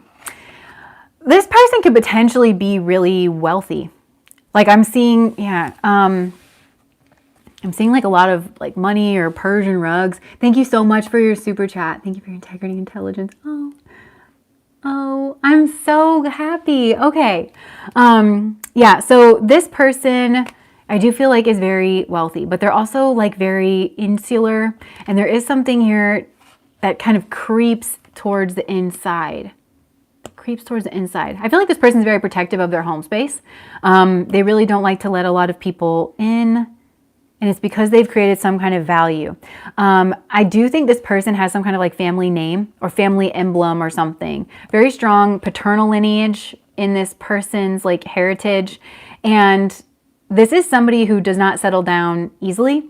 They're very independent. They're very focused on their health. They are very focused on like their own personal self and their own personal philosophies. They're really funny. They do have a strong sense of humor. And similarly to pile number 2, this is interesting. They draw energies to them that require like that are needier, but it's different than pile number 2 because pile number 2 was the one kind of giving the pile number 2 was giving that nurturing emotional energy because they wanted to receive that. They really did. They thought that it was going to be reciprocal. They thought that's how relationships go, right? They have to wake up to the fact that it's not. Well, this person, it's more like the sun and the moon, where like moon energies are very drawn into the sun. And this person is actually looking for more of a Saturnian energy, somebody who's like got their own thing going on, has a bit of a wit, can be a little bit cold and detached. So you actually, when you meet this person, you may be in more of a cold, detached frame of mind. You might actually be really focused on your routines and on your work whenever you do meet this person. And I feel like you connect right away conversationally. You may work for this person, like maybe even as an assistant or something, or you have to, like you're contracted to do partnership with them or something. But I feel like you click right away on the conversational arena, and you might not even be like, I feel like you'll notice this person's attractive. Hello. Yeah, like, so I feel like you recognize that this person's very attractive. Maybe you just assume that they have a lot of options or that they're probably already with somebody. I just don't feel like that's really where your mind is whenever you're meeting this person. You're more focused on like whatever it is that you have to do. So you probably do have a lot going on here whenever you meet this person. I feel like you're working on your abundance here as well. So a lot of you have like career goals or something. And so you're working really, really hard on that whenever you meet this person. Hold on. I'm being told to surrender. So this, yeah. Okay. This person, okay, it says I release my need to control, and there's a lot of work energy here as well. So I don't know, somebody here could potentially be very controlling of like certain projects, but it's like because they do have like such a very strong vision. Now, okay, the two of you, your energies are very, very different. Oh, thank you guys. You guys are so sweet.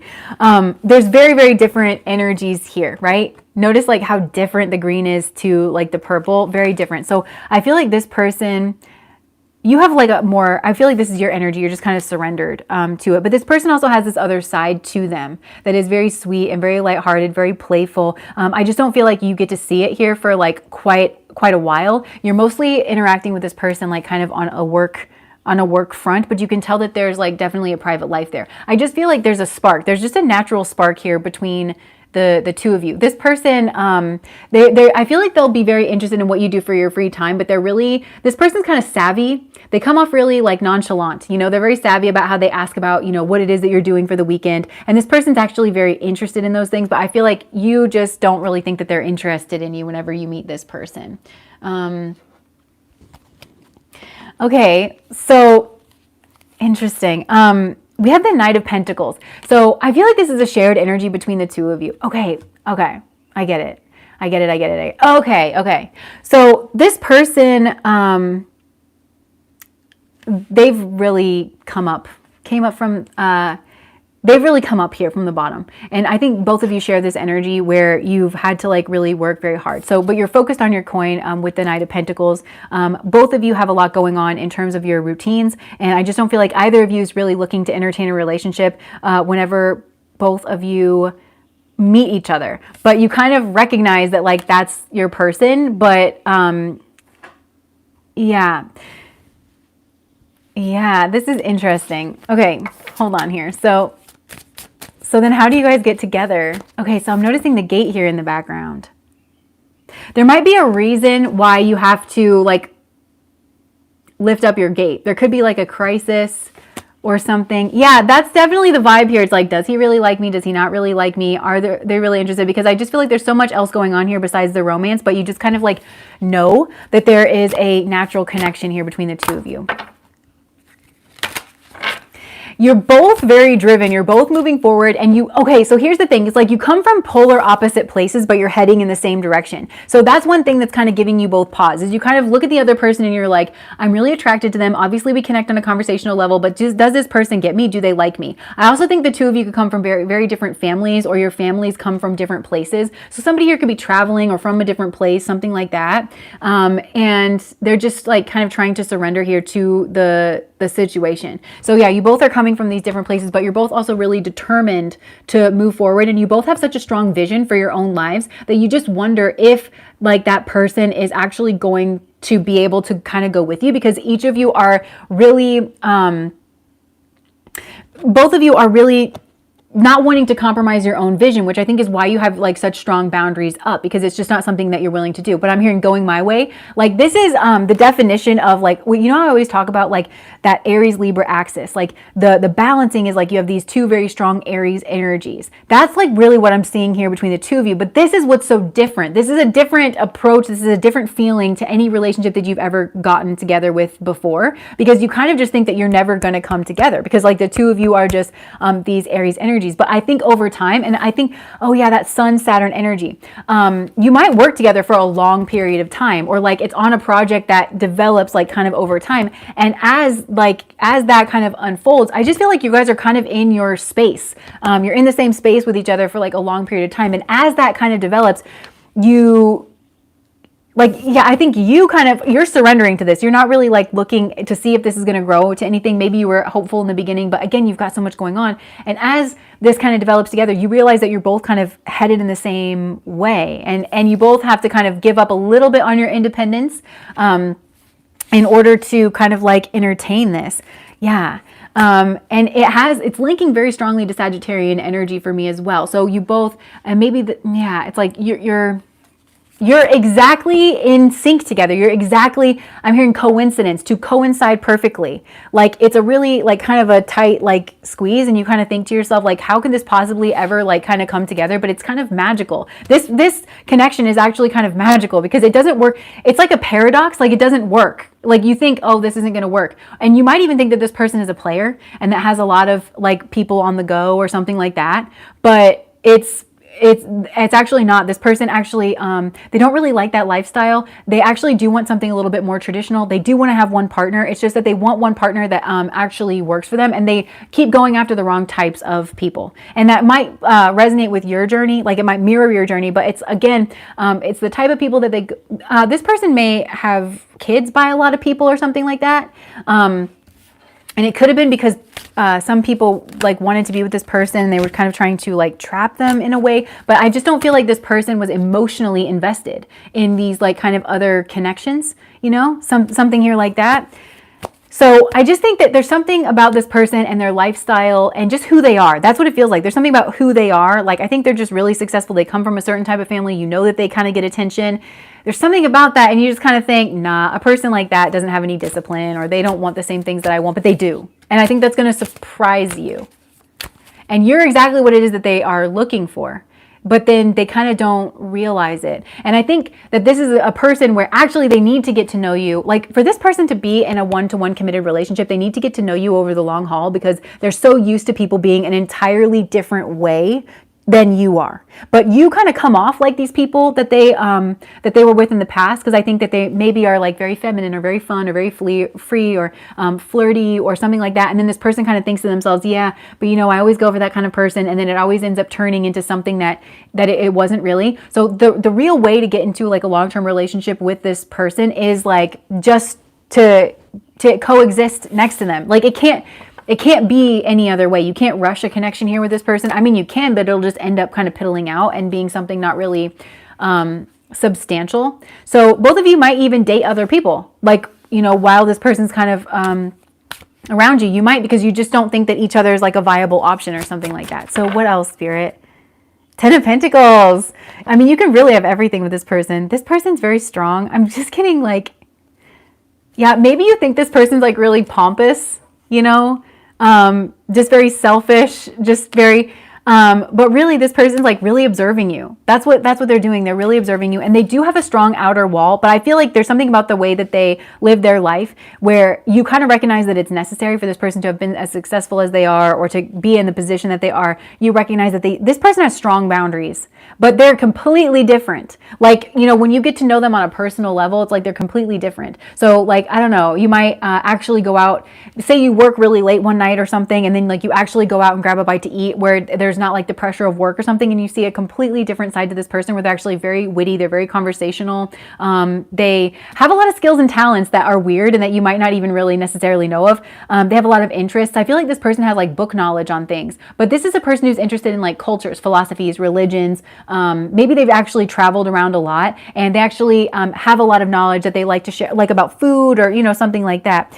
And this person is actually really sad that they haven't been able to find the person that they wanted to find, because I think this person thought that career was the answer, that if they were just a careerist, then that was like they became everything they were supposed to be, and that the whole like shebang would like really fall into place. But it really, it's really not necessarily. So this person is just feeling very, very sad.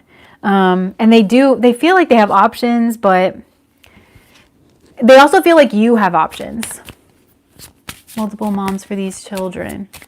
They also feel like you have options, and that makes them sad as well. And this person kind of observes your options as well to see what it is that you like, and if they are what you like and what you want. And this person kind of feels like they're not measuring up in that way too, which then I think gets them to sink more back into this like I'm strong, like centaur kind of an energy.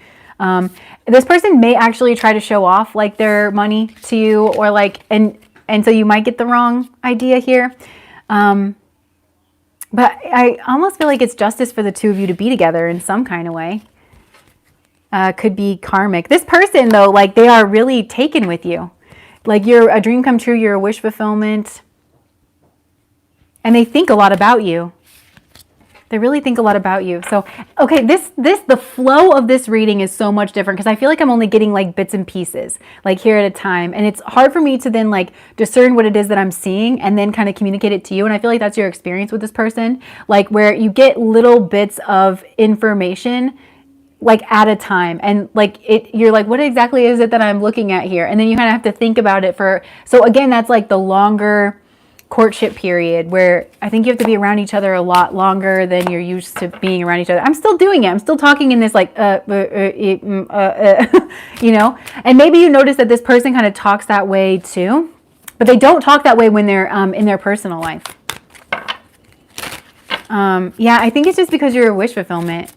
Some of you are like really witty, or like you are very conversational, and it just kind of like throws this person off a bit.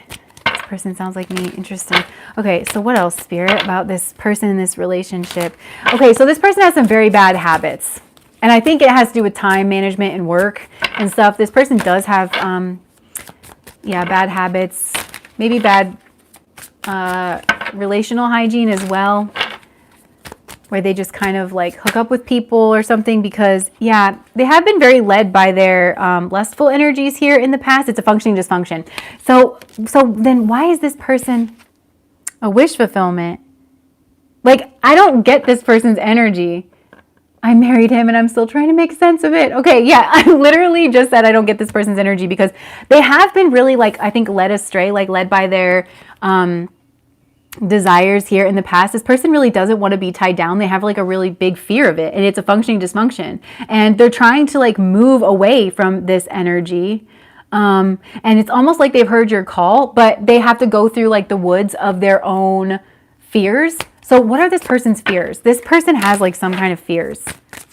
Look, and this person's trying to deny the truth of it. Okay, so this person is so strange. That's the boundary energy. Okay, so it's not necessarily like they have boundaries around like who comes into their life and stuff. I mean, they kind of do, but I feel like this person's a bit prickly, or like you can never really get to like the heart of the matter with this person. Like you can't ever really build intimacy, and this person maybe uses work to be able to do that. Yeah, this energy could be flipped as well. I just saw a comment that said he wants a sugar mama. So for some of you guys, like the energies are flipped where you're very much this wealthy person where you have like your strong boundaries, you have a nice home and everything, and you're very much like kind of looking at this person. So there'd be a strong sexual connection here between the two of you, but it's functioning dysfunction. And you're trying to kind of like move away from this functioning dysfunction. You could travel a lot, and this person could potentially be a person that you met in a place that I'm hearing some of you have like multiple houses. And so it's like where one of your houses are, like you met this person there. There could be something here like that. But this person is really trying to deny their own truth here in the situation,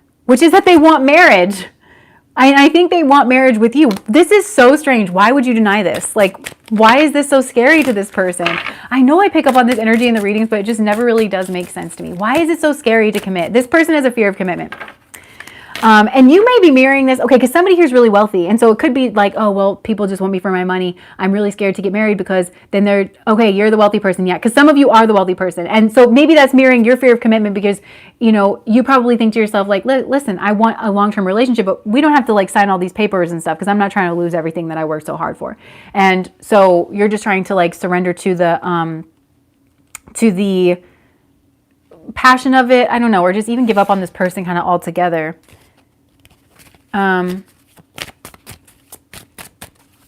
Maybe this person, get them tested. That's all I'll say. Get them tested.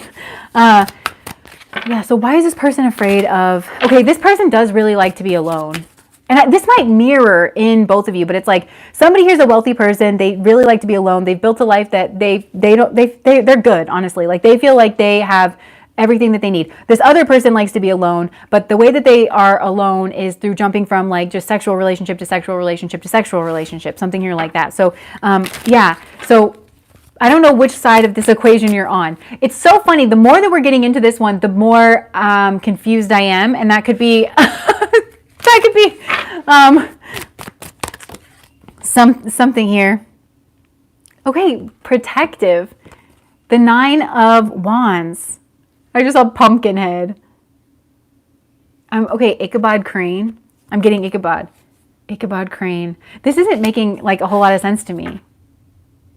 Page of Wands. They're afraid of something in their past coming out or rearing its ugly head. What are they protecting? Okay, some of these people could be like protecting like a secret, like a family or some negative karmic cycle from their past, the consequences of a negative karmic cycle in their past. They could be afraid of that repeating. So again, somebody here, it's like they could have been divorced. It could have been really acrimonious. Yeah, this is definitely like kind of addict energy that I'm picking up on. And okay, so for some of you, this person has somebody from their past that they were married to, and it's very argumentative. They could still be in the process of a divorce because I just see these people really arguing. And this person's like really trying to defend themselves from the truth of the situation. And I don't know what that truth is, but it's like really negative. And this person is really trying to prevent you from seeing that. What is going on in this pile?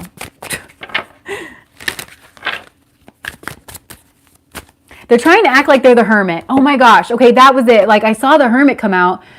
This person's trying to act like they're the hermit, but they're really defensive. So this person, yeah, they may have some kind of like, oh yeah, well, I really like to be alone. And they're trying to make it seem like they're the hermit, like they're wise or that they're refined or something. But really, it's just like a defense mechanism for this person. What is this person? I really want to know what this person is. It doesn't feel good, whatever it is that they're trying to protect and they're trying to get you from not seeing. And I just want to know what it is. I just want to know what it is.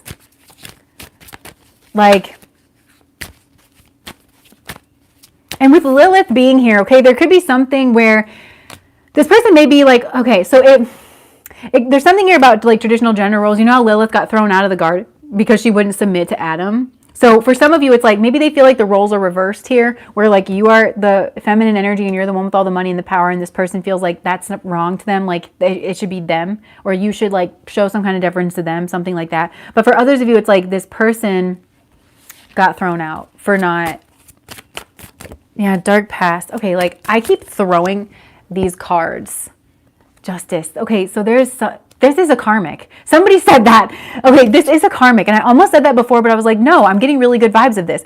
So I think you started off getting really good vibes with this person. And then the more you looked into their energy, the more you got around this person, the more you started to really question the truths that they were telling you. This person is,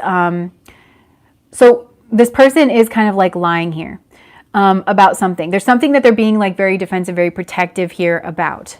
And so karmic energy, let's just pause because somebody asked, should you walk away?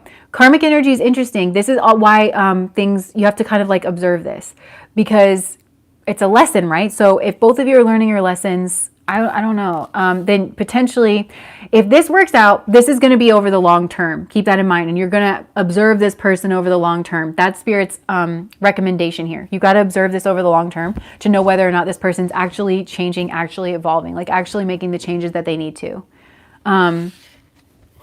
There's some kind of karma here, and it has to do with like, okay, so like if this person can get to your level, because, okay, so I feel like you're this moon energy where you're beautiful, you're warm, you're nurturing, you're loving, and this person's this lion and they're working on their own strength. It potentially could be a pile number 1 extension. This person's working on their own strength. I feel like this person's mad attractive, right? This is that sun energy with the lion. So they could be very leonine. They could stand out, be very, unique, interesting, but they are following this like little butterfly, which for some of you, there's, again, that's that third party energy where I said, like, you guys could potentially be dating other people, but the types of person that this person gets with, it's like that very lightweight energy, or it always, remember I said it always ends up changing, like the butterfly changes. Okay, it starts out one way and then it changes. And so this person's in some kind of self-fulfilling prophecy, but they don't recognize that it's like the choices that they are making. So what Spirit is saying is like, if this lion can climb to the top of the mountain and get up to where you are, then this person's learned their karmic lessons. And this is definitely going to be like this very fulfilling relationship. But I mean, it's something that you got to observe over the long haul here with this person. Yeah, this is you. This is a karmic. I feel like this is the energy that I pick up on where I'm like, this person could have ended you in a past life. And this person ending you would have been just because they were frivolous or they were paying no attention here in a past life. And I feel like this is you. This is your energy where like you are really looking at this person. Like look at the look on that. What is this? A Gryphon? Like that's you. You're kind of looking and you're like, what? And you're ready to end this. I feel like kind of at, yeah, you're kind of like really looking at this, and you need to leave some kind of an authority here as well. You need to watch and see the choices that this person is making. And if this person's making unhealthy choices, you can't lie to yourself about it and telling yourself that this is your 2 of Cups. Because notice how this kind of mirrors the Sagittarian Centaur energy, but it's separate. Like, and yeah. Okay, the other energy that I keep getting is Mullah. And that's like what this is coming out. I kept getting that here, but it keeps like slipping my mind. So Mullah is an extreme reversal in fortune. And somebody did say that he wants a sugar mama or something like that. So they could be angling for a extreme reversal in their fortune through trying to get with you.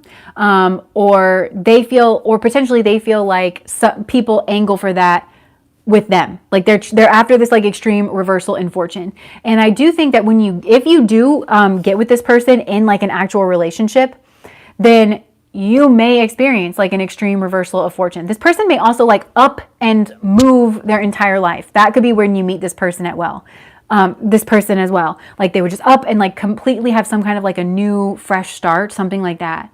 And that could be this, that could be this Lilith energy where this person got flung out of the Garden of Eden. So if this isn't resonating with you with like somebody here has money and somebody here doesn't, then this is the karmic energy from their past that they're kind of like getting away from. And they need to kind of like move away from this. So this person could have turned them out on their behind. Mullah moon. Yeah.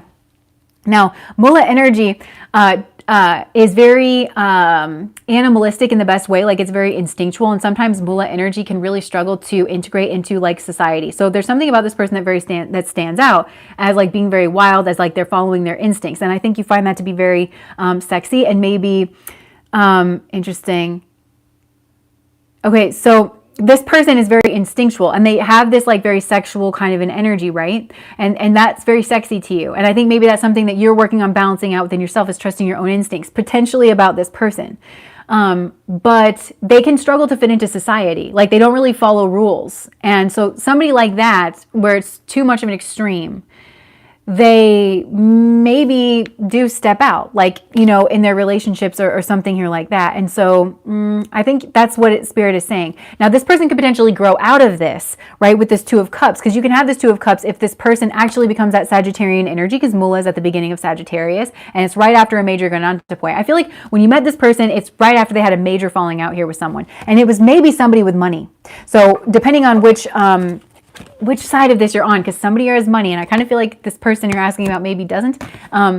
They could have, and this could be their own family. Maybe their family has money and their family threw them out because they're like, listen, I'm sick of bailing you out of all your messes. That's kind of what I'm getting. Yeah, you need to clean yourself up. You need to, and maybe that's addiction energy. You need to get clean. You need to make better choices. Like, I'm not cleaning this up. Like, that's really what this is. Somebody here has been sick of this person's shit. And I don't know if it's you, but it feels to me like this person got flung out with this Lilith energy. They got flung out because they were not submitting to an energy that somebody here felt like they should have. But this to me feels like healthy energy. Like this person was under the thumb of an addiction or something like that. May the odds be ever in his favor. Oh, yes. Yeah. So it's like, if this person can actually integrate their lower and higher natures, then this can turn into a Two of Cups energy. Again, I feel like this is over the long haul, and it's like this person actually turning over some kind of major leaf within themselves. But this feels major. I'm not going to lie. This feels major. This feels like overcoming an addiction. This feels like walking away from some kind of toxic relationship or a pattern of behavior. This person could literally be trying to steal money from people. He was flung out, and now we're both in observation of each other. Yeah, watch this person. That's what I want to say. You want to really watch this person. I'm hearing watch her because she might steal your chain.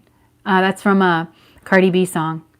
Don't you want someone who loves you instead? So you want some random bee up in your bed? Watch her. This person may steal from you, and it doesn't have to be physical. This person, yo. So this person may come off too good to be true. Okay, I'm finding this person's energy fascinating. Look, the moon, the werewolf. So this person changes at night is what I'm getting, which means this person may cheat. This person may drink. This person may be, okay. So again, I think for a lot of you know this person from work, and like you get one impression of them at work, like that they are the sun. They're either the sun or Saturn, because one of you is the sun and one of you is Saturn, and that's actually soulmate energy. But so it's either they come off like the sun, they come off like very, which I think it's this person. Yeah, it's like they come off very confident, sexy, responsible, leadership oriented, but they change at night. They change at night, and then they are completely subservient to an addiction. What else, Spirit? Tell me about this person. This person's trying to make sure that you can't see this about them. Why? They don't want to fight. Okay, because they know you have choices. And yeah, this person may be seeing other people behind the scenes, and they don't want you to find that out.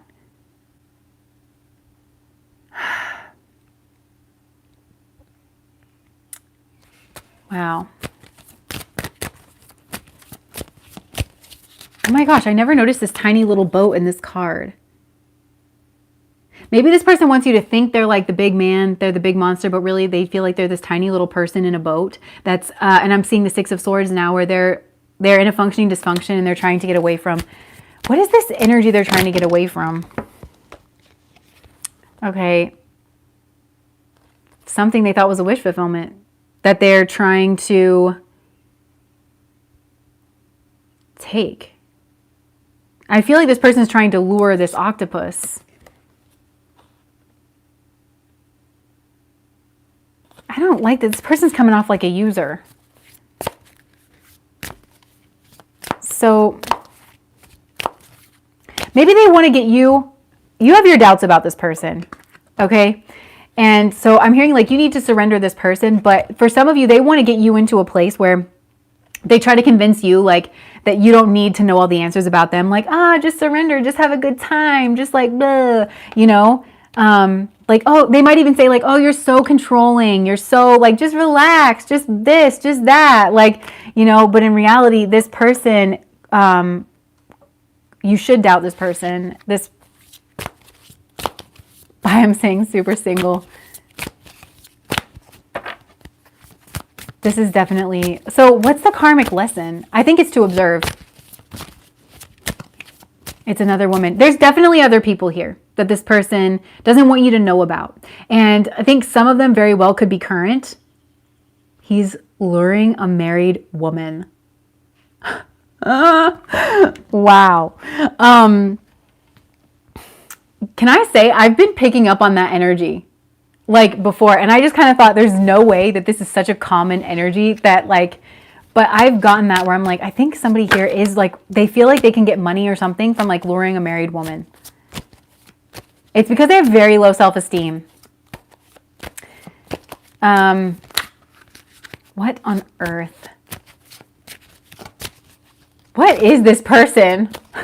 Where did you find this person at work? Yeah, I already answered my own question. So yeah, this person is trying to hide other people. And there's a strategy here because the Seven of Cups for me is Venus and Scorpio energy. So they're hiding their they're hiding their true love nature. So somebody was like, I asked, you thought that he was bisexual and then he just didn't answer. They're trying to hide their true love nature because they're trying to get something here to grow. But they also could potentially be hiding somebody that they're in a relationship with or more than one person. And I do believe that some of these people are current, but I also think it's something here about their past. Like, what are they hiding? I want more. And this person's having financial troubles.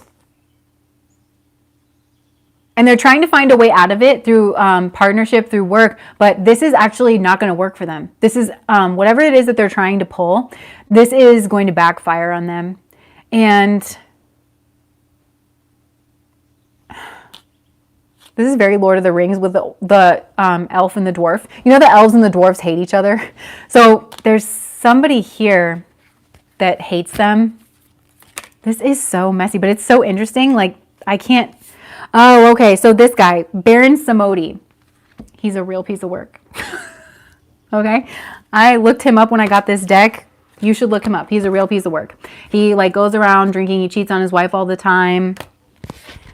Wow. So why is this coming up here? What's this soulmate connection? Because I actually, weirdly enough, feel like this is a soulmate. So like, no, but Venus and Scorpio can be like really good energy. Keep in mind, like I use astrology to divinate, but there's so much more than just like me, you know, tapping into it. That way, like I'm divinating. So I hone in on certain like little things. Okay. So I just heard myself say Scorpio always shows a soul split in two. And where Venus is concerned, this has to do with choices. So this person has a choice in love. So it's like choices. And they're split between two. They're split between two. So they feel like they have a choice.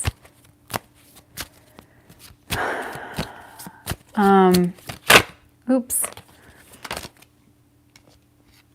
The Magician. I feel like this person's a schemer. They're trying to manipulate a new beginning here with someone from their past. Why? Yeah, this person's a schemer. I keep like trying to, maybe you're in denial about this because I'm in denial about this looking at this. I'm like, there's no way because I feel like this is a strong soulmate connection. 8 of Cups. This person's not leading from their emotional space. They're trying to strategize a way to maybe get money and to become the King of Pentacles. This person is a leprechaun. Okay, so I just want to know about this soulmate connection. Why is this showing up as a soulmate connection? Why is this your soulmate? Yeah, there's two energies here, but they both kind of have, there's like definitely somebody who like has money and somebody who doesn't. And that could potentially be their choice as well. So if you are dealing, does that make sense? So this could be a third party situation. Somebody here has money. So either this person's trying to like get with you because they feel like you have money. They're hiding somebody else who maybe doesn't have money, but that they, I don't know, maybe they have feelings for, they're sexually attracted to, I don't know. Or this person has money and it's, yeah, and it's, and they're afraid of somebody trying to take their money. And you are a person that's not going to take their money, but they have to learn that over the long haul. So there are two different energies here. So there was the first energy that I was picking up on where, again, this person has money, you know them from work. There's like that strong soulmate connection between the two of you. This person does actually want the same things as you. I feel like if this person with money is a male, that's kind of like what I'm getting. And then you are this like feminine energy that is coming in, and you're very different to this person, but they need time to kind of get to know you. And you guys connect on this like worker sort of an energy. So that was definitely the first scenario that I'm picking up on. But then for the second of you, I feel like for those of you in the second group, there's a male energy here that doesn't have money.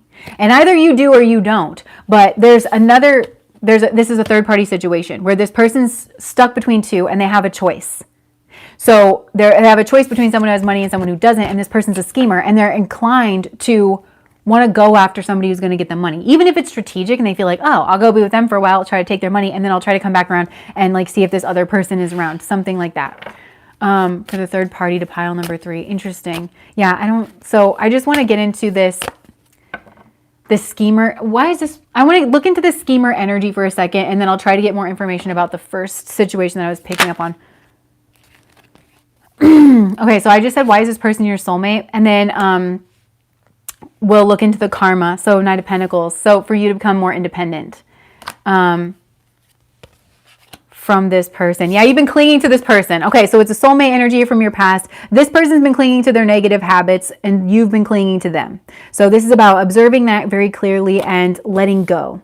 And there probably is like an extreme amount of passion. For some of you, there was like some kind of sexual awakening around this person. Like either, this could be past life energy that I'm picking up on, but I feel like there could have been a sexual awakening energy. Like maybe you lost your virginity to this person, or I don't know, you had some kind of sexual renaissance, or maybe like you never dated somebody from this gender before. There could have been some kind of something here like that.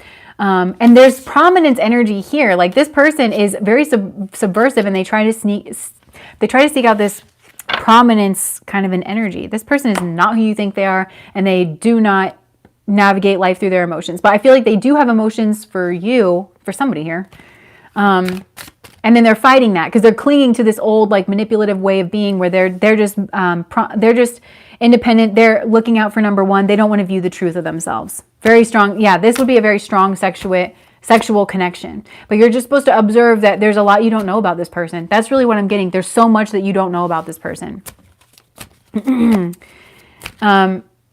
Okay, and there's something about time here too. I'm hearing you ran out of time. So this person may have ran out of time to get themselves like turned around. And then also notice the boat. Like the 6 of Swords, I'm telling you there's a functioning dysfunction. But then like from the 6 of Swords, like this death energy, this is like the ghost of, okay, there is a connection to pile number 1. So the ghost of Christmas past, you know, like this is the third ghost that comes in, or the ghost of Christmas future.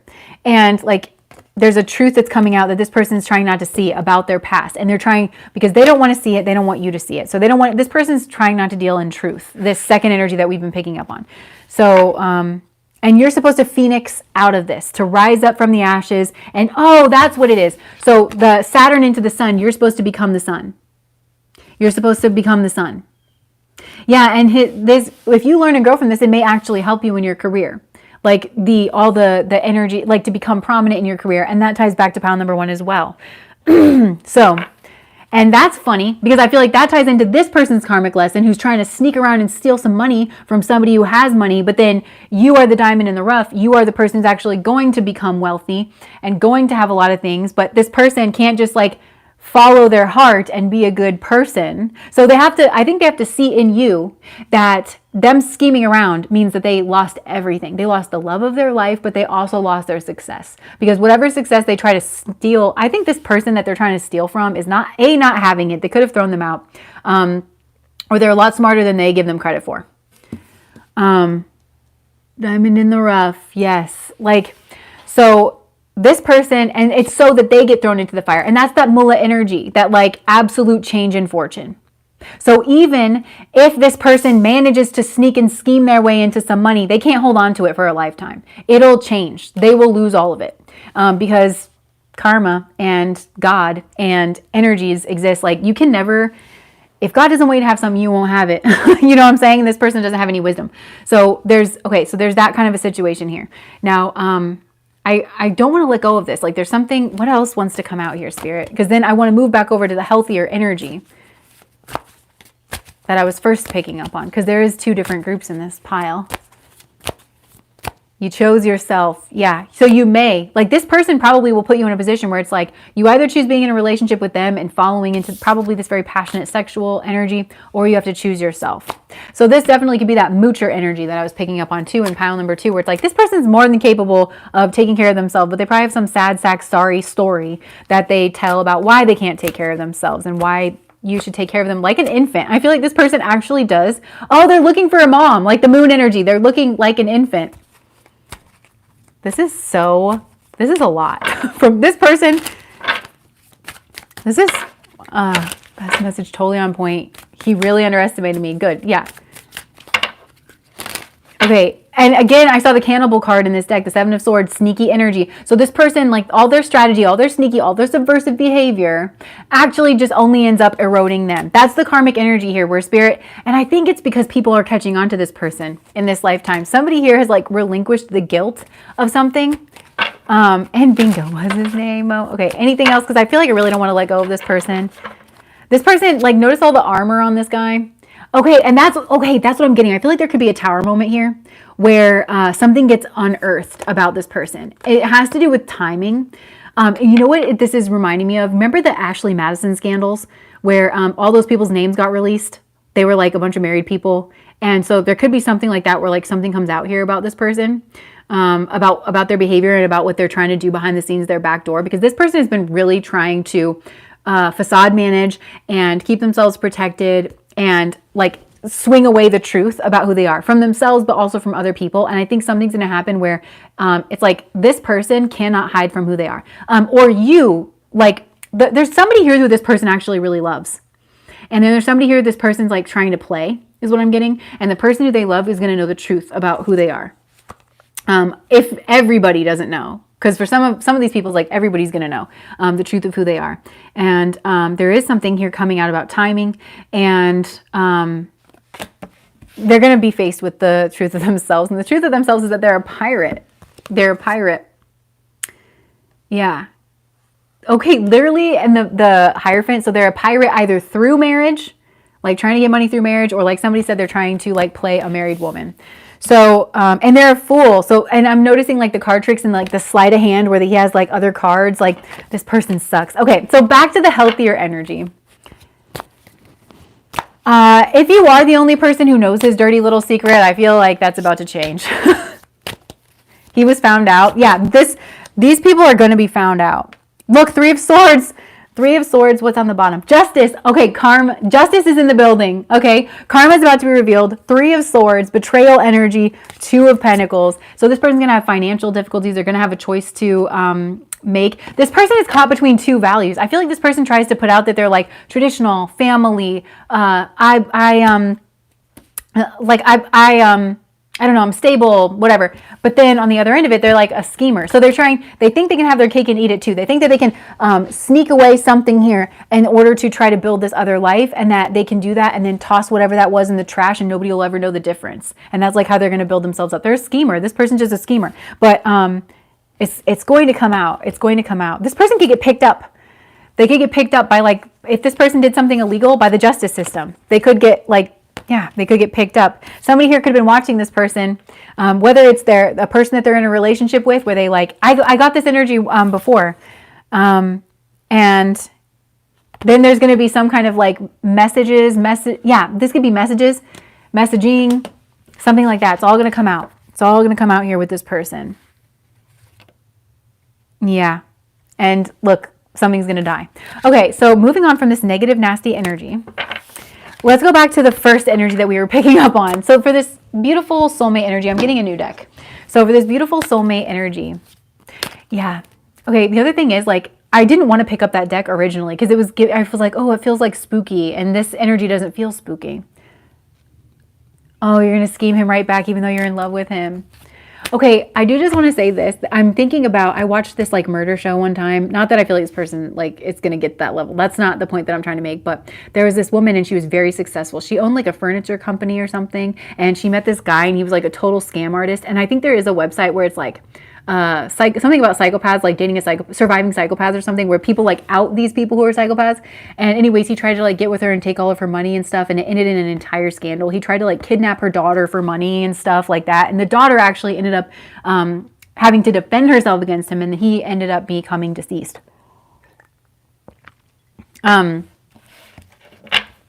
soon? I think it's coming out imminently. It's in the process of coming out right now. Like, I think this person, at the very least, it's like they're being observed. They're being watched. Somebody here knows. Like, somebody who needs to know knows. Whether it's law enforcement or if it's, like, their partner. Somebody here knows. And it's about to come out. It could have been, like, that scenario, that, like, really extreme scenario that I mentioned, could have been a past life scenario. Right? Okay, so let's get back to like the healthier one where it's like this, I'm kind of almost getting like a 50s romance kind of thing where there's like a sassy little like assistant, you know, and somebody who's like very well off, but also like very protective. So, dear John, LOL. Okay, so this person actually is the hermit energy that you're picking up on here. This person actually is the hermit energy. So what about this like better soulmate connection? Judgment, powerful connection. This person can be going through a divorce or making some kind of big judgment call. Could have to do with their business. Oh yeah, so this person could be selling a business or selling a business, but buying a business, selling off some kind of stocks or something like that. I feel like this person has money, finances, resources, and they're making some kind of major decision here in regards of that. And they are full of doubt here about this. And it could have to do with you and working with you or something that you're working with them on. Okay, it also could have to do with a marriage where this person's in a really difficult marriage and it wasn't what they thought it was going to be. This person they thought this person was sexy and independent, but then they turned out to be a leech, like very exhaustive, sucked the life out of them, maybe sucked their finances dry. And this person, this first energy that we were picking up on, this healthier energy, that's what they are talking about. It's like, oh, well, I always think people are sexy and independent and strong. And then all of a sudden the energy turns and they are very, they're much like dependents. And I feel like there's some overlap here between this person and the pile number 2 person, where it's like, then they always end up needing from me. They always end up taking from me. And it's always very argumentative and there's a lot of travel. And then they always kind of like, yeah, I'm just hearing they always just steal my money. That's like what I'm hearing. They always just want money, or something like that. Yeah. So, and this person would be, they're making a choice and then they're going to surrender. And for some of them, they're surrendering a business or they're surrendering assets. Yeah, keeping it professional. I definitely wouldn't pursue this person, but I don't think you're inclined to. Yeah. This person never gets respect, like from their partners, and that's what they're afraid of. Because they are actually drawn to people who are very sassy, very... I just heard the word jaded. Maybe they're a little bit jaded of life. Somebody who's like very independent, knows what they want, goes after what it is that they want. Somebody who's very smart and very capable. And this person always kind of, and they see these traits and qualities within you, but I think that you are actually possess these traits and qualities. This person always kind of wants to wrangle somebody in, you know? They think, oh, well, if I can, you know, give you shelter from the storm, if I can provide for all your needs, then you're going to actually calm down. I feel like this person gets a lot of pride out of being able to provide. And they think if they can provide things that people will just kind of naturally settle down. But then that's part of the transformation, is that these people never really settle down. They never, it's always just like they need more and more and more. It's never enough. And there's a lot of fights and a lot of argumentative energy. And this person, even though they feel like they're very accomplished and they're very successful and that they have a plan and that they should be trusted, they never get the respect that they need from their partners. And that is something that bothers them. It's a thing that they know is a problem. They just think they're kind of drawn into the wrong people. For some of you, this person feels like they never really want to get married again because they feel like it's just a problem. It's just like now I'm kind of picturing Mr. Big and Carrie, how he got married before. He thought he was in love, and then he was like, I'm never going to get married again, you know, because it just ends up being this devil energy. It's just the old ball and chain. I don't want to be tied. I don't want to be attached to anybody. And that's why I think like you being around for the long haul, and it might be a long haul with Saturn, like it really might. So it's kind of that way on purpose, because you wouldn't stick around for the long haul, like just to be with this person only. You know, that's where I think your lives actually are kind of going in the same direction, and it is very divinely guided. So just, that's what Spirit is saying. Surrender this. Surrender your need to know all the answers. Surrender your doubt. Keep living your life. Remember I said at the beginning, you guys could potentially date other people, have other situations that are going on. This person has a lot going on in their life right now. Potentially they could be ending a relationship, ending a marriage, or like I said, ending a career, ending a business. Some of them could be retiring. Some of them are selling their business. They're selling their stocks. In some way, this person's like kind of making a decision. Like it's a risky decision, like whatever it is, in terms of their finances, whether it's to like end a relationship or to end a business or something. So they're making some kind of risky decision and they're just surrendering that. So they've got a lot going on. They can't really like focus on anything. And that's fine because you have a lot going on too. But yours, where this person has a lot going on in the sense of they have to make a decision and then release, you have a lot going on in a Saturnian sense. Routine, like routine, angling towards your own success, but it's like active, like you are taking some kind of active energy. Yeah, because, and both of you may, like maybe you feel lacking in your finances, but sanctuary is just around the corner here for you. Because I feel like you've been a little battered and bruised and things are getting ready to turn around for you, but you have to like actually really work for that. And you have to go a non-traditional way is what I'm getting here as well too. And whereas with this person, they may have less money than they're used to. They may feel like they don't have, because they're letting go of something. So what else can you tell me about this like healthier person that's coming in for pile number 3? The Fool. Okay, so they're at a new beginning. It was very sudden. And they may not be like paying too much attention to you now. Why is that?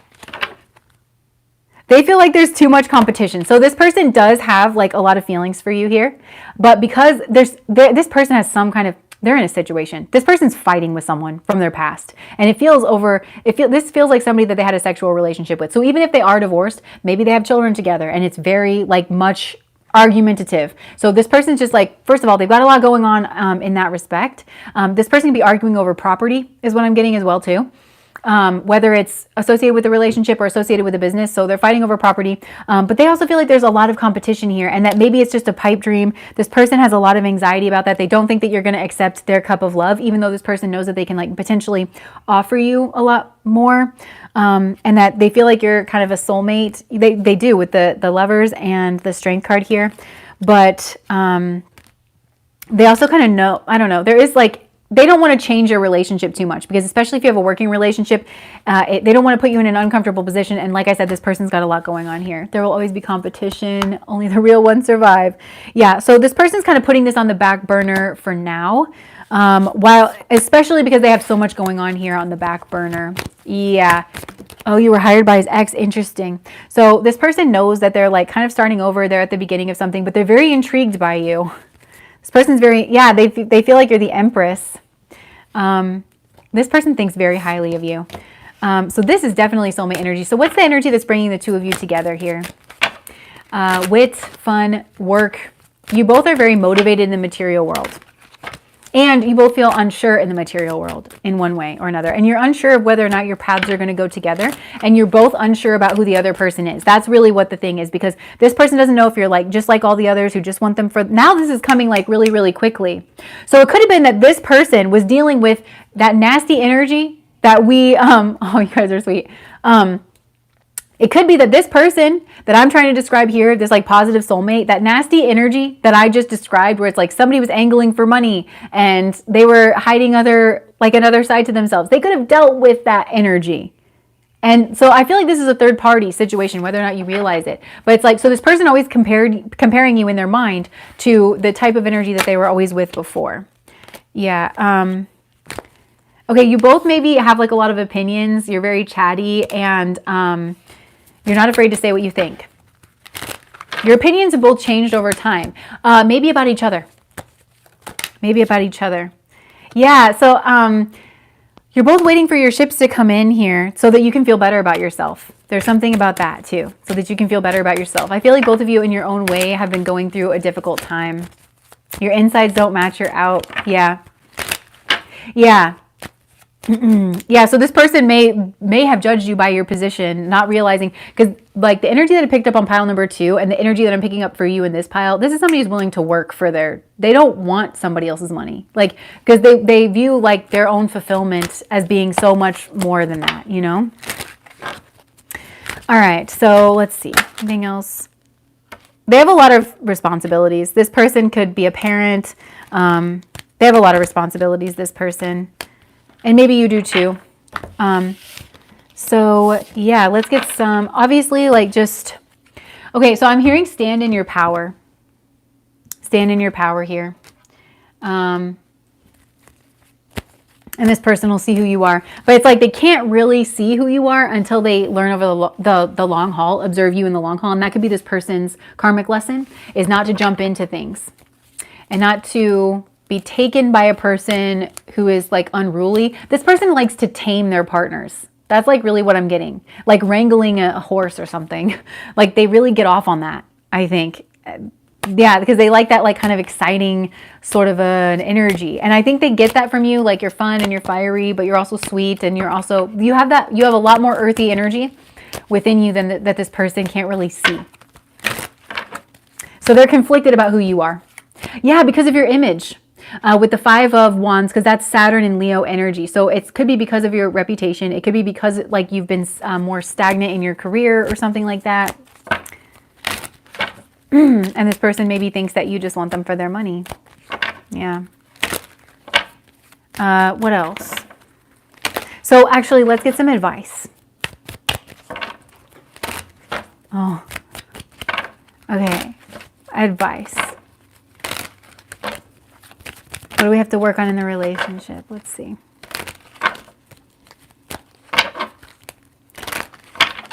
So, hold on.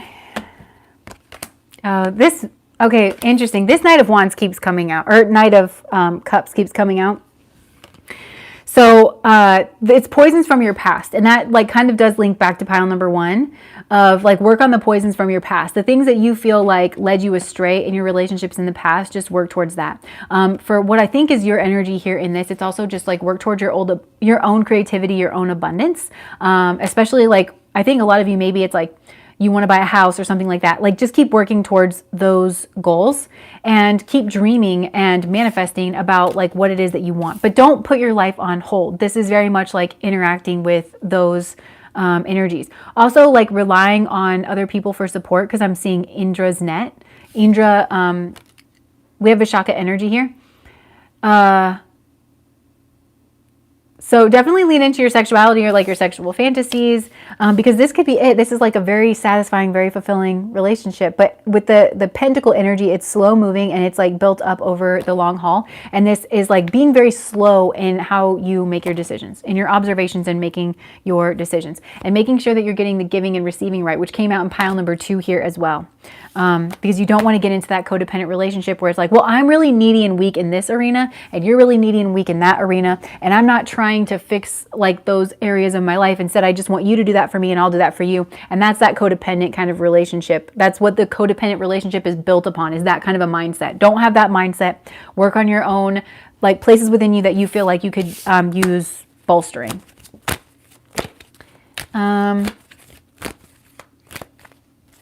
Yeah.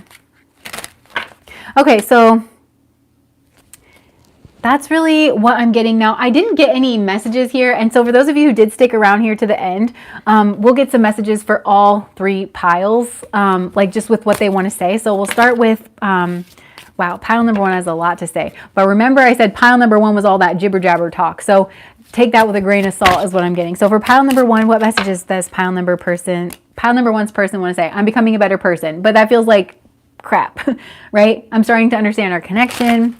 For some of you, I'm hearing in pile number 1, it's like your energy has started to promote. You have done better. You have, when you got them out of your life, you got rid of a lot of worry.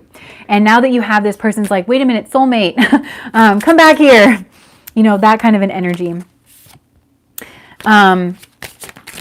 So what else? Hide behind material things. Interesting. I'm starting to understand our connection has come out a couple of times here. I know I was a distraction from your pain. I feel like this is this person wanting to throw a pity party and just kind of put it all back on you. Like they want you to feel sorry for them. They want to put you in a position where you're comforting them, where they're like, well, I feel like you don't really like me. And that's like kind of an extreme thing. Like, I don't like you versus like, there's a whole gradient of like, yeah, you know, it's not that I hate you.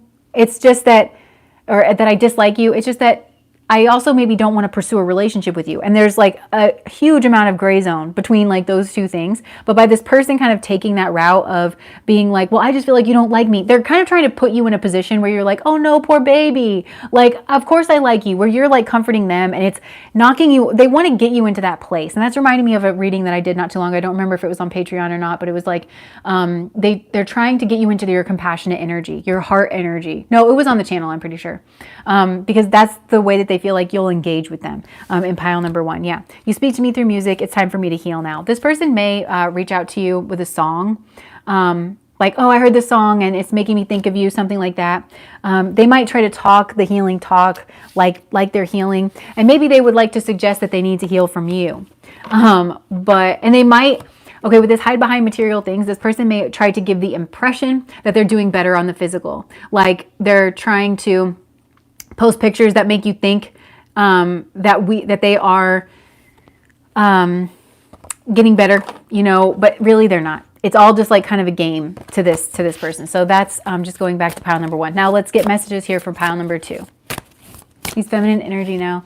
I feel like pile number 1 is like just really stuck in their stuff and they're really not even trying to do better. Okay, so for pile number 2, let's get messages from pile number 2. I want to feel that way again. Yeah, you are really a bright spark in pile number 2's life. Really, really, really. I think you remind them of when they're younger or when they had more energy or more time, something like that.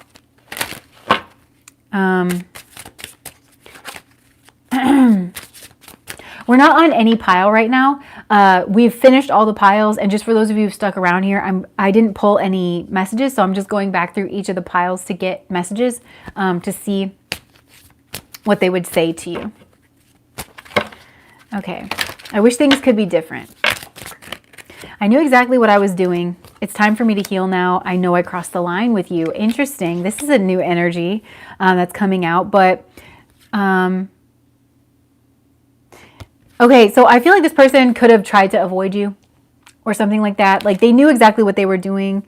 It's like they bury themselves in all this responsibility or something like that. And they kind of know that they do this, but because this person does like to be in their own energy. And that's something you kind of got to watch for is like, is this person going to take a chance on you or something like that? I know I crossed the line with you. Yeah. Okay, so then I left when I saw you with someone. You know why my face is shiny? It's because I'm sitting ever so slightly in a different position than I usually am. So the light is coming from behind me and that's why I'm so shiny. I'm not this shiny in real life, I promise. Okay, we will be together again. That's from pile number 2. Notice how I'm like noticing my appearance. And remember I said in pile number 2 that person was like really insecure about their appearance. Yeah, that's another thing. Okay, so pile number 3. I couldn't let you get close to me. I just saw. My life is not together as it seems. Well, that is the truth about pile number 3. Keep in mind there's these 2, oh, thank you guys. You're shining in our hearts. Okay, my life is not as together as it seems. And like, yeah, for that sneaky person, definitely, and they're trying to hide that. But for this other person, I don't think they're necessarily trying to hide it so much as like, they could be a leader and it's just inappropriate for them to kind of just talk about that. 1 and 3 are combining. Yeah, I'm getting that. Okay, sometimes I stay awake thinking about you. I'm afraid to contact you. Interesting. I'm not available. Yeah. I feel like pile number 3 could have just been summed up like this. I'm not available. I feel like both of you are not really, but okay, so Spirit is saying with this surrender energy, this I'm not available, like you're learning to surrender to that and not to cling, you know? And just to flow with the Tao and allow everything to unfold the way that it's going to and release the need to know all the answers. Because I'm hearing like this relationship could potentially end up in a place that you don't expect it to. I can't stop thinking about you. And I do just want to say, not for most of these people, like I really think it's ill-advised for you to hang on to hope here for this really sneaky person, but they are a soulmate of yours. And I do think for some of you, this person may actually turn it around, but you cannot lie to yourself. That's the karmic lesson. You have to be very observant. And this is reminding me, like I just want to mention it because it just says I release the need to know all the answers. So that's like the reason why I'm bringing that up. But I would just kind of put it out of your mind that that sneaky person is like even a viable option. But it could potentially be that they do end up coming around because they are a soulmate. Can't stop thinking about you. I left you before you could leave me. Interesting. I feel you leaving me behind. A lot of this leaving energy. And I was like, oh, I'm hearing from Ishmael the takers and the leavers. So like the book Ishmael, I don't want to go over it, but it's like there's two kinds of people in this world, the takers and the leavers. And like the leavers don't steal a bunch of resources. They actually, so I feel like that's the two of you. Somebody here's a taker, somebody here's a leaver. Or that's like these two energies, right? One's a taker, one's a leaver. Okay, so anything else? I wish I could share my good news with you.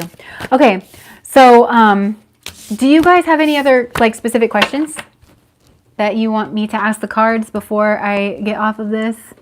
I'm both. I picked pile 2, get pile number 3, remind me of my last. Yeah. Oh good. You're welcome. Just throw the whole man away. Nice. Okay. I do feel like all 3 piles tend to kind of like paint some kind of a picture for people that's like deeper than just a single pile. Thank you again for all your super chats. That is so nice. Whenever people just, tip me for the messages that come through. Thank you again for everybody who did that. Yes, this feels like past energy. Wondering if there's potential for new energy. When exactly will I move to Dubai? I'm a leaver. Yeah. Well, to me, like, okay, so with the past energy and is this going to be new energy? Like I was saying, I said this somewhere in the middle of the reading, but it's like these are the energies that are just kind of constantly around you. And there are really positive energies. Like in pile number 3, there's a really positive energy. There's a really positive energy in pile number 2. But it's just a matter of recognizing that every single person you meet is just exactly that. They're a person. And they have their own lessons and they have their own past and they have their own energies that they're dealing with. And so the message of this overall to me is learning how to ascertain what it is that you're looking at. So it's not necessarily that these are all the same people. So even though like you can recognize people that fit into each of these energies, well, there's other people that are going to be kind of like blending these energies because these are the energies that are around you. So it's about knowing where somebody is in the process, knowing the right questions to ask, being determined not to lie to yourself, being determined not to excuse bad behavior, or just because you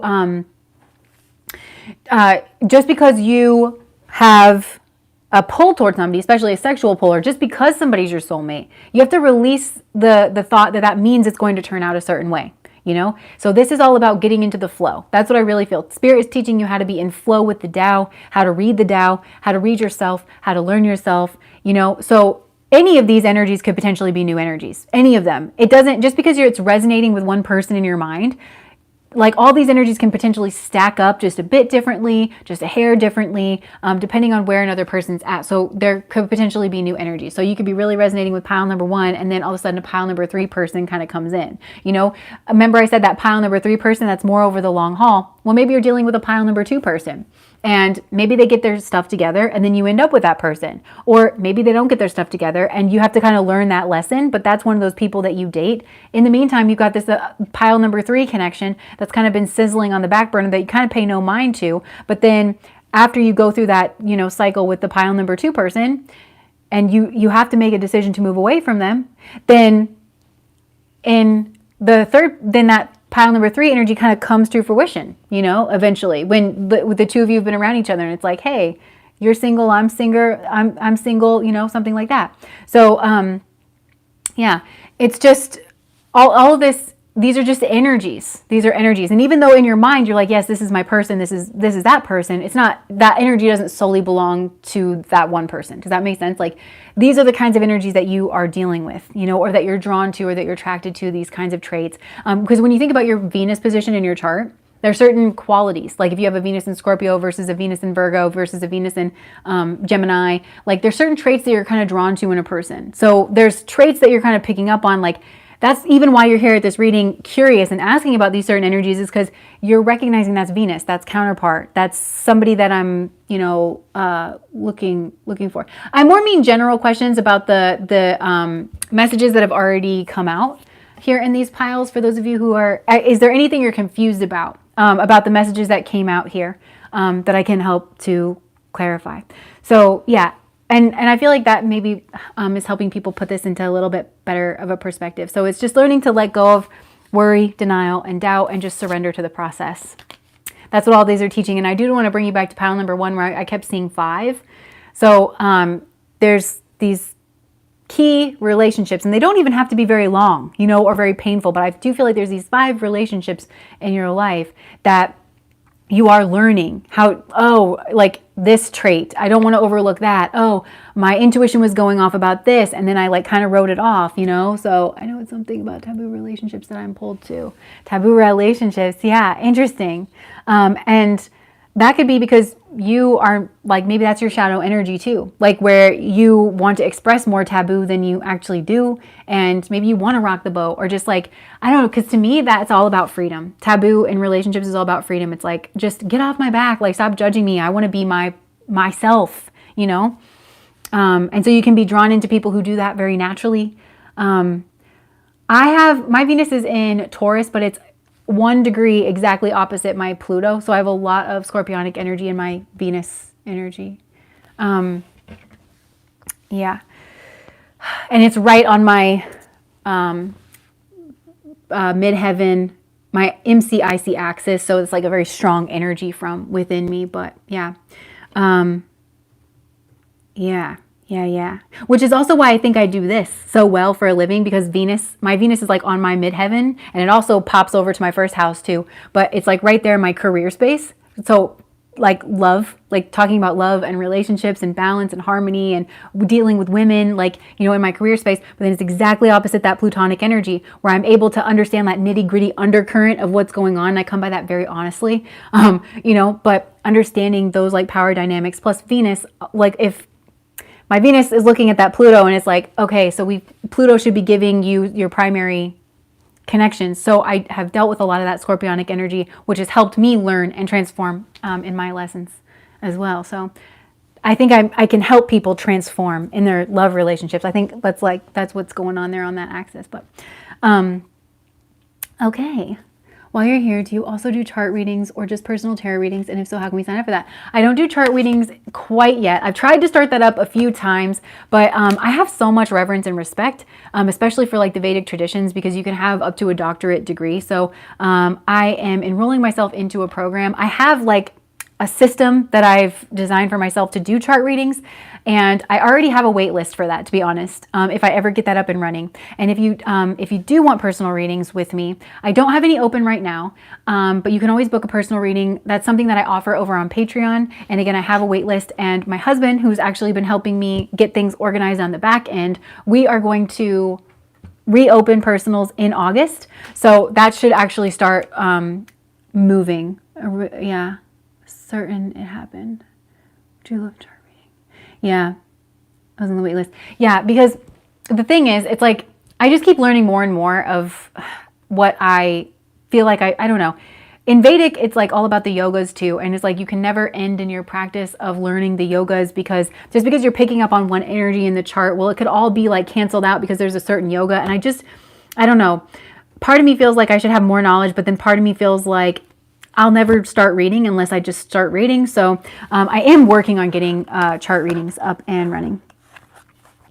Yeah, there are announcements on Patreon. Yeah, there are. Thank you to my patrons who have shown up here and who are answering a lot of these questions in the comment sections and stuff too. There's a lot of information over on Patreon. And yeah. And if you have had a personal reading with me before, I'm kind of changing the way that I'm doing it, because I think we're going to try to do like face-to-face call-ins. So like I can actually see you and talk with you, but then we can actually record that. So just like the pre-recorded reading, so you can like always re-reference it. You'll be able to still have that to like look back on, you know? So it'll be more like this. Oh, well, in some things, but in other things, I'm sure your knowledge supersedes mine. And that's why it's so cool to be a human being, to be alive. But, okay, you're welcome. Thank you guys for spending a little time with me this morning. I hope that the messages were helpful. And thank you again for those of you who gave me super chats and who support me on Patreon and who support me by coming to these things and interacting with me. I'm so thankful that you let me tap into your energy. And I will see you guys soon. Thank you for showing up here.